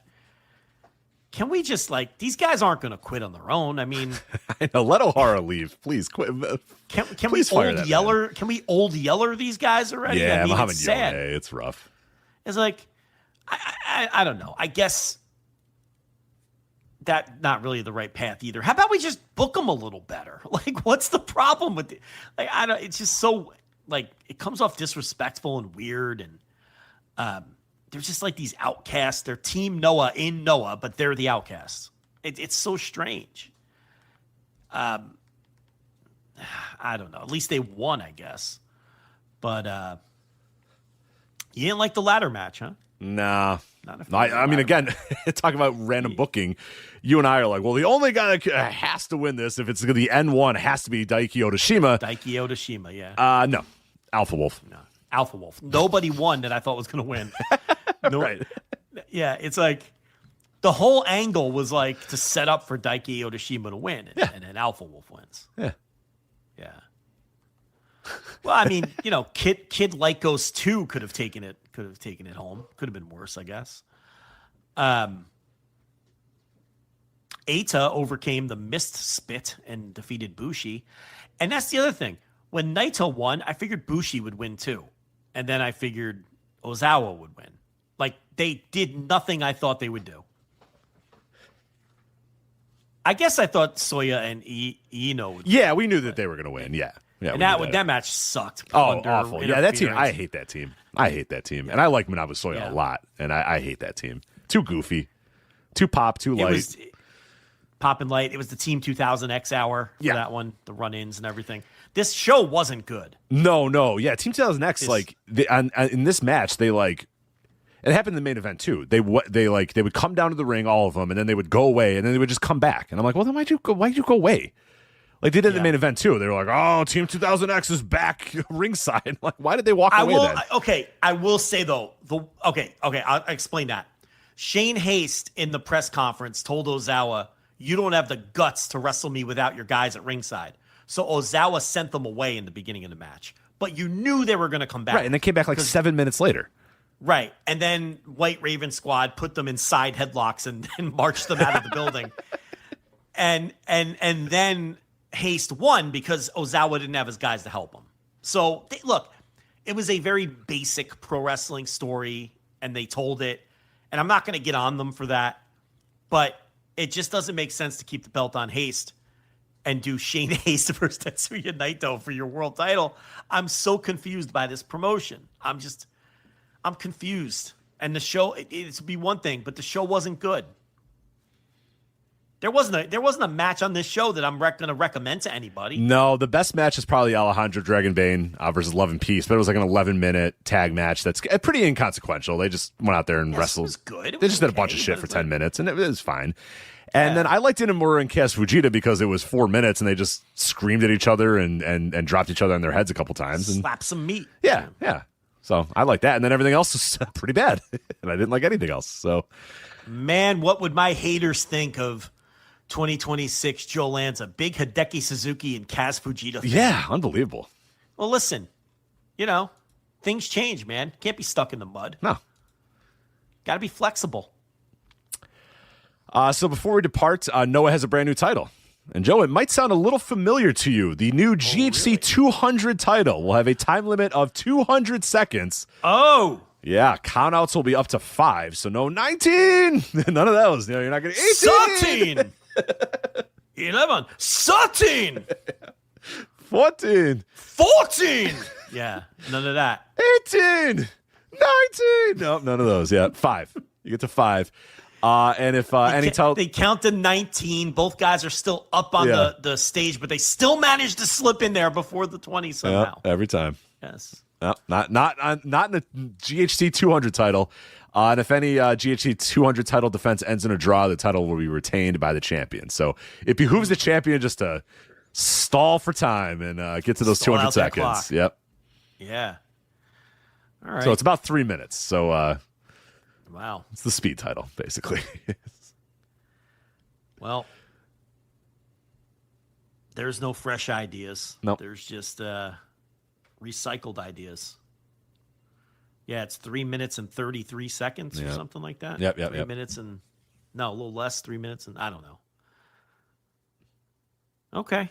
200 seconds. Yeah. Well, I'm sure that'll be wacky and zany. Just what no one needed. Wacky and zany and stupid. Yeah. I would think there'd be a lot of draws, right? There'd be a lot. There's going to be a ton of draws. I would say 3 minutes is not a long time. This is going to break a lot of Rich Craich rules because how often do matches end in under 3.5 minutes? Almost never. So they're going to have to do a bunch of shit that you would never normally see. So it's like the Survivor Series where guys are getting pinned with scoop slams. That's kind of the same thing that's happening I here. hate it. And you hate that. So why, just because it happens to be the 200-second match, why is Hayata beating, I don't know, Jun Masaoka in 2 minutes and 15 seconds? He would never beat him in 2 minutes and 15 seconds otherwise. Right. Well, they're going to tell the story that these guys are working faster because of the 200s. And I would say just do that every time then. Why would you not try to win a match as quick as possible all the time? Guy? Right. Why are you trying to take 28 minutes to beat a guy then if you are showing that you can beat him in 2.5? See, that's where it falls apart a little. Yeah. Come on, Noah. Logic gaps here. We forgot the best part of the show. Yohei's back. Yohei said he's back, and I could just see you going, "Oh, good, oh, good." Yeah, little pimp, fist. Never mind. Fuck it, it's late. Never mind. All It's right. gone. It's gone. It's over, and we're done with the show. Yeah. We will see you guys Sunday. Instant Reaction Live, AEW Redemption, immediately following the pay-per-view. $10 tier, flagshippatreon.com, so make sure you subscribe to that. Flagshippatreon.com, again, all that other content we talked about. Daily G1 audio, Flagship Pluses, Thursday Dynamite Review, Red, White, and Bruised. Ton of stuff available for you guys there, so go there, flagshippatreon.com. Also, voicesofwrestling.com/Discord to join the conversation, and voicesofwrestling.com as well for previews, reviews, and columns. All right, that is it. Hello, Voices of Wrestling Podcasting Network listeners. I am Jeff Hawkins, co-host of Shake Them Ropes, with a very special announcement. If it's been a while or you've never listened to us before, the original gang is back. Myself and Rob McCarran, back talking wrestling. We have no idea where this show's going to go, where we're going to keep any of the old bits or any of the old things in there. It's going to be a process. It's going to be a journey, and we'd like for you to come along with us. Only on Shake Them Ropes on the Voices of Wrestling Podcasting Network. Most people don't realize how much their personal information is being bought and sold every day. Data brokers are making billions pulling details about you from public records and the internet, and then packaging and selling it, usually without your consent. That's how your information lands in the hands of scammers, spammers, even stalkers. It's why you get endless robocalls and why ads seem to follow you everywhere. That's where Aura comes in. Aura actively removes your data from broker sites and keeps it off. They also instantly alert you if your information shows up in a breach or on the dark web. But Aura goes beyond data protection. With one app, you get a VPN, antivirus, password manager, spam call protection, dark web monitoring, and even up to $5 million in identity theft insurance. All backed by 24/7 US-based fraud support. Other companies might sell just credit monitoring or just a VPN. Aura gives you all of it, together, at the same price competitors charge for just one service. Start your free trial today at aura.com/remove. Protect yourself now at aura.com/remove.